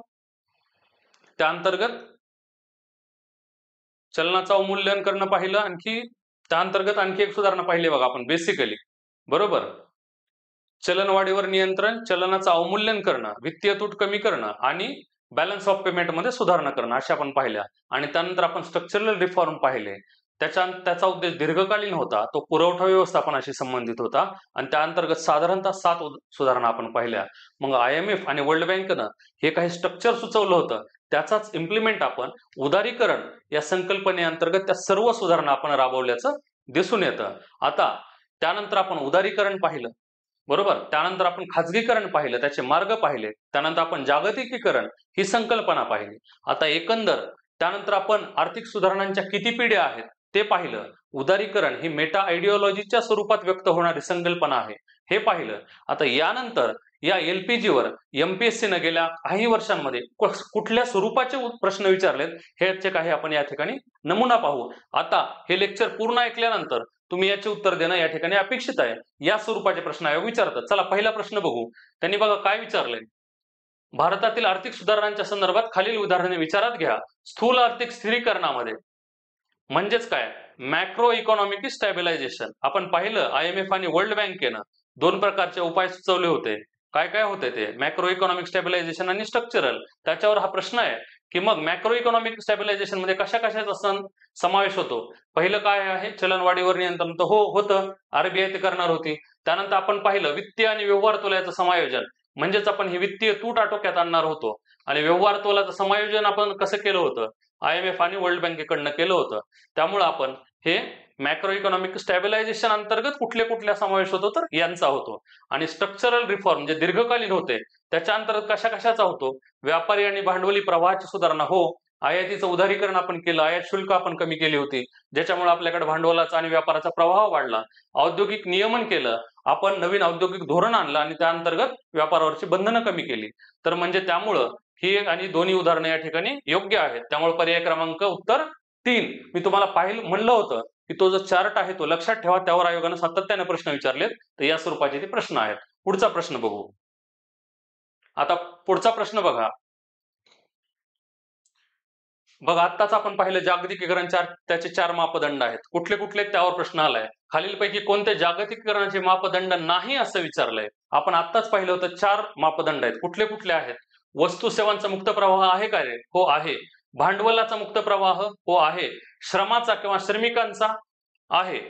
मी म्हटलं होतं आयोगाने एकदा लेबर शब्द वापरलाय, म्हणजे कामगार किंवा श्रमिक, तर ते पण आहे. मग जागतिक स्तरावर सामाजिक आर्थिक समानता असा मापदंड आहे का रे? तर नाही. मग याच्या अंतर्गत कुठला मापदंड यायला पाहिजे? आणखी टेक्नॉलॉजी, म्हणजे तंत्रज्ञानाचा प्रवाह. हा इथं येणं अपेक्षित होता, बरोबर. त्यामुळे मग मापदंड कोणता नाही तर कुठला नाही, हा नाही. ओके. मग जागतिकीकरणाचे 4 मापदंड तुम्ही यापुढे लक्षात ठेवले पाहिजेत. त्यावर बघा आणखी पुढे आयोगाने कसा प्रश्न विचारलाय बघा. आता बघा मी तुम्हाला म्हटलं होतं काही व्याख्येवर प्रश्न आयोग विचारताना दिसतंय, तर इथं जागतिकीकरणाच्या व्याख्येवर प्रश्न विचारलाय. मित्रांनो व्याख्यांचं तुम्ही टेन्शन घेऊ नका. तुम्हाला मी अतिशय छान पूर्ण त्याच्या नोट्स आपल्या बॅचमध्ये एका पीपीटीच्या स्वरूपात किंवा एका पीडीएफच्या स्वरूपात तुम्हाला मी ते रेडीमेड अवेलेबल करून देणार आहे. बघा मग जागतिकीकरण म्हणजे काय? भांडवल, वस्तू, तंत्रज्ञान, कल्पना, लोकांचा मुक्त संचार कोणतंही जागतिकीकरण जे शेवटचं वगळतं ते आंशिक असतं आणि टिकाऊ नसतं. ही व्याख्या कुणी केली? जागतिकीकरणाची ही व्याख्या त्यांनी दिली आणि ती कुणी केली असं विचारलंय. ही व्याख्या कुणी केलेली आहे रे? ब्रँको मिलानकोविक. त्याच्यानंतर त्यांनी दीपक नायरवर एक प्रश्न विचारलेला आहे. ते राजकीय सीमांच्या अंतर्गत असं काहीतरी ती व्याख्या आहे. मी ती तुम्हाला देईल पीडीएफ स्वरूपात. म्हणजे हे जे आपण संकल्पना पाहिले त्याच्या व्याख्येवरही प्रश्न येऊ शकतो. हे जे मी प्रश्न घेतोय त्यावरून तुम्हाला अंदाज यावा की यावर जर प्रश्न आले तर ते कुठल्या स्वरूपात येऊ शकतात. ठीक आहे. त्याच्यानंतर बघा आता बघा खाजगीकरणाच्या संकल्पनेमध्ये कशा कशाचा समावेश होतो असं विचारले. आपण पाहिले होते खाजगीकरणाचे काही मेजर्स आहेत, बरोबर. मालकी हक्क विषयक, संघटनात्मक आणि कार्यात्मक. त्याच्या अंतर्गत कशा कशाचा समावेश होतो तर बघा सार्वजनिक उद्योगांच्या मालकीचं खाजगी उद्योगांकडे हस्तांतरण म्हणजेच खाजगीकरण होतो. सार्वजनिक आणि खाजगी उद्योगांची संमिश्र भागीदारी आपण पाहिलं होतं, जॉईंट व्हेंचर, बरोबर. इंग्लिश बघा जॉईंट पार्टनरशिप. कधी कधी वर्ड बदलतो पण मेन कन्सेप्ट काय आहे? जॉईंट पार्टनरशिप किंवा जॉईंट व्हेंचर. तर हो आहे. सार्वजनिक उद्योगातील मालमत्तेची विक्री करणं म्हणजेच खाजगीकरण करणं किंवा निर्गुंतवणूक करणं, बरोबर आहे. खाजगी व्यवस्थापनाकडे हस्तांतरित करणं आपण पाहिलं होतं. काय पाहिलं होतं? डिनॅशनलायझेशन पाहिलं होतं. म्हणजे एखाद्याचं भांडवल किंवा व्यवस्थापन पूर्णतः खाजगी व्यवस्थेकडे देणं म्हणजेच काय करणं? डिनॅशनलायझेशन करणं. तर तो कसला मार्ग होता? खाजगीकरणाचाच होता. मग या खाजगीकरणाच्या संकल्पनेत कशा कशाचा समावेश होतो यावरच हा प्रश्न आलाय. म्हणजे त्या सर्व बाबींचा समावेश होतो आणि त्याने अचूक उत्तर म्हटलंय म्हणजेच बरोबर म्हटलंय. म्हणजेच उत्तर काय येईल? पर्याय क्रमांक 4 हे उत्तर त्या ठिकाणी येणं अपेक्षित आहे. बघा पुढचा प्रश्न कसा विचारलाय बघू. आता बघा नवीन आर्थिक धोरणाचा शेती क्षेत्रावर काय परिणाम झाला? हा तर हे जे एलपीजी रिफॉर्म्स तुम्ही राबवले याचे काही फायदे झाले का? हो झाले. मी तुम्हाला म्हटलं कुठले कुठले झाले. आपले खाजगी उद्योगांना वाव मिळायला सुरुवात झाली. खाजगी उद्योग स्थापन व्हायला सुरुवात झाली. सार्वजनिक क्षेत्राची भूमिका कमी झाली. आपल्याकडे प्रोडक्शन वाढायला लागलं. आपल्याकडे आयात पर्यायीकरण किंवा उदारीकरण केल्यामुळं परकीय तंत्रज्ञान, परकीय इन्व्हेस्टमेंट यायला सुरुवात झाली. आपल्या उद्योगांमध्ये स्पर्धा वाढायला चालू झाली. हे फायदे झाले. पण काही तोटेही झाले होते. मी तुम्हाला म्हटलं होतं शेती क्षेत्रावर परिणाम झाला होता. काय झाला होता रे? तर शेती क्षेत्राचं अगोदर जीडीपी मध्ये खूप योगदान होतं. ते मात्र नंतर सेवा क्षेत्राने त्याची जागा घेतली आणि सेवा क्षेत्राचं योगदान मात्र वाढताना दिसायला लागलं. पहिला तो परिणाम झाला. त्यानंतर आपण खूप जास्त ह्याची आयात आणि निर्यात करायला लागल्यामुळं शेती क्षेत्राच्या काही आपण चांगलं तंत्रज्ञान, काही पिकं, अन्नधान्य ज्या त्या त्या देशांमध्ये चांगलं पिकतात ते आपण आयात करायला चालू केली आणि मग त्याच्यामुळे काय झालं? आपले जे धान्य आहे किंवा शेतीमालाविषयक वस्तू आहेत त्या आपल्याला थोड्या कमी दर्जाच्या वाटायला लागल्या. त्यामुळे आपण जास्तीत जास्त आयात करायला लागलो किंवा काही शेतीविषयक बहुराष्ट्रीय कंपन्या आपल्या देशामध्ये आल्या. ते छान प्रोडक्शन करायला लागल्या. मग त्यामुळं आपले जे शेतीविषयक उद्योग आहेत किंवा आपले जे लघु उद्योग आहेत त्या मानानं त्याचं प्रोडक्शन करू शकत नव्हते. त्यामुळे ते अडचणीत सापडले. बरोबर. असे काही प्रतिकूल परिणामही आपल्याला या योजनांचे झालेले दिसून येतात. मग त्यातला त्यांनी शेती क्षेत्रावर काय परिणाम झाला आणि तो कसला विचारलाय? प्रतिकूल विचारलाय. इफेक्ट ऑन ऍग्रिकल्चर म्हणजेच काय? अनफेव्हरेबल म्हणजे निगेटिव्ह विचारलाय. म्हणजे निगेटिव्ह स्टेटमेंट फक्त तुम्हाला इथे शोधणं अपेक्षित आहे. बघा शेती क्षेत्रामुळे वाजवी किंमत मिळायला लागली का? हा कसला परिणाम आहे? पॉझिटिव्ह आहे. मग निगेटिव्ह येईल का? नाही. किंमत अस्थिरता मी तुम्हाला आत्ताच पाहिलं. अनेक एमएनसी कंपन्या आल्या. आयात निर्यात करायला लागल्यामुळं त्याचा परिणाम आपल्या शेती क्षेत्रावर झाला. बरोबर. त्यामुळे किंमत अस्थिरता झाली. प्रतिकूल विचारलंय. निगेटिव्ह त्यामुळे किंमत अस्थिरता झाली. निर्यात वाढ झाली. ही कसलं स्टेटमेंट आहे? पॉझिटिव्ह परिणाम आहे. नकारात्मक आहे का? नाही. त्यामुळे हे पण येणार नाही.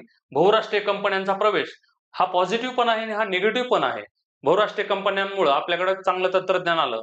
आपल्याकडे उत्पादन वाढायला लागलं. दर्जेदार वस्तू आपल्याला मिळायला लागल्या. परंतु त्याचा निगेटिव्ह परिणाम कसा झाला? मी तुम्हाला आत्ताच पाहिलं की आपले लघु उद्योग आणि आपले शेतीतले काही उद्योग अडचणीत आले. बरोबर.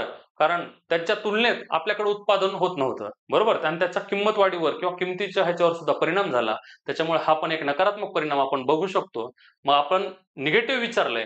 आता बघा ब आणि ड विधान कुठं आहे? तर 4 नंबर हे उत्तर या ठिकाणी येणं अपेक्षित आहे. ठीक आहे. चला पुढचा प्रश्न बघू. चला हा शेवटचा प्रश्न आपण या ठिकाणी बघतोय डेमोच्या स्वरूपात. बघा आर्थिक सुधारणांच्या नंतर आता एलपीजी रिफॉर्म्स तुमच्या झाल्या, तर मग 90 ते 2013 एवढ्या कालावधीमध्ये स्थूल देशांतर्गत उत्पादनाचा दर, आता इंग्लिश बघा मित्रांनो, इकॉनॉमिक्सचा अभ्यास करताना काही काही वर्ड तुम्ही इंग्लिश मधनं वाचणं हे अत्यंत महत्वाचं आहे. ठीक आहे, त्यामुळे बघा जीडीपी ग्रोथ रेट विचारलाय त्यांनी. थोडक्यात काय विचारलंय इथं? जीडीपीचा ग्रोथ रेट विचारलाय. मग आर्थिक सुधारणा झाल्यानंतर 90 ते 2012-13 म्हणजे साधारण हे 10 वर्ष आणि हे 12-13 वर्ष म्हणजे 20-22 वर्षात मग जीडीपीच्या वाढीवर काय परिणाम झाला असं विचारलंय. काय कमी स्थिर राहिल्या, कमी झाला, वाढला का काही नाही? काय झालं असेल रे? एवढं जास्त आपल्याकडे एलपीजीच्या सुधारणा झाल्या, आपण खासगी उद्योगांना वाव दिला, आपली अर्थव्यवस्था खुली केली, तर जीडीपी काय व्हायला लागली? हळूहळू वाढायला लागली. तर हा कसला प्रश्न आहे रे? कन्सेप्च्युअल प्रश्न आहे. तुमच्या अॅनालिटिकल ॲबिलिटीवर हा डिपेंड आहे. म्हणजे आपण हा पूर्ण टॉपिक पाहिल्यानंतर या स्वरूपाचे प्रश्न आयोग या ठिकाणी विचारत असतं. त्यामुळं मित्रांनो मी परत सांगतो, याच्यावर मी दिवसभरही लेक्चर घेऊ शकलो असतो. सगळ्या राजकीय घडामोडी तुम्हाला उलगडून दिल्या असत्या, आर्थिक घडामोडी तुम्हाला उलगडून दिल्या असत्या. परंतु परीक्षेत यावर प्रश्न किती येतात रे? अवघे 1 किंवा 2 प्रश्न येतात. जेवढे प्रश्न येतात मी तुम्हाला नक्की सांगतो या पूर्ण लेक्चर मधनं ते कव्हर होतील. म्हणजे तुम्ही अवघा 1 तास जर दिवसाचा वेळ काढला आणि हे लेक्चर जर केलं, तर तुमची पूर्व परीक्षेतील, तुमच्या मुख्य परीक्षेतील किंवा येणाऱ्या ज्या नगरपालिकेचे एक्झाम आहेत त्यामधला सुद्धा इकॉनॉमिक्सच्या ह्याच्यामध्ये हा टॉपिक आहे एलपीजी रिफॉर्म, तर याचे सुद्धा प्रश्न तुमचे कव्हर होताना दिसतील. ठीक आहे, तर एकंदर हे पूर्ण लेक्चर मी या ठिकाणी घेतलं. माझ्या परीनं जास्तीत जास्त परीक्षाभिमुख हे लेक्चर घेण्याचा माझा प्रयत्न होता, जेणेकरून आयोग कशावर प्रश्न विचारते ना आम्हाला मार्क कसे येतील, याच अप्रोचनं मी हे पूर्ण लेक्चर घेतलं. लेक्चर तुम्हाला कसं वाटलं कमेंट करून मला नक्की सांगा. काही टीचिंग मध्ये इम्प्रूव्हमेंट तुम्हाला सुचवाव्यासे वाटत असतील त्याचंही मी स्वागत करेल, त्याही तुम्ही कमेंट करू शकता. आपण लवकरच विद्यावृक्ष अकॅडमीच्या ॲपवर कंबाईन पूर्व परीक्षेच्या अर्थशास्त्राची स्पेशल बॅच आपण लॉन्च करतोय. ठीक आहे, ती बॅचही तुम्ही जॉईन करा जास्तीत जास्त जणांनी, असं मी आवाहन करतो. त्या बॅच संदर्भातलं इंट्रोडक्टरी लेक्चर मी घेऊन लवकर तुमच्या समोरच येईल आणि पूर्व परीक्षेत तुम्हाला 15 पैकी 13 किंवा 13हून जास्त गुण कसे मिळतील हे आपण टार्गेट अचीव्ह करण्याचा प्रयत्न करू. ठीक आहे, एकमेकांच्या सोबतीनं ही परीक्षा कशी पार करता येईल, पूर्व परीक्षेत जास्तीत जास्त मार्क कसे घेता येतील हे आपण या ठिकाणी नक्की बघू.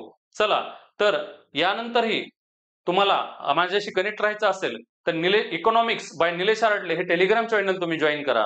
विद्यावृक्ष अकॅडमीचं ही टेलिग्राम चॅनल, युट्यूब चॅनल तुम्ही जॉईन करा, सबस्क्राईब करा.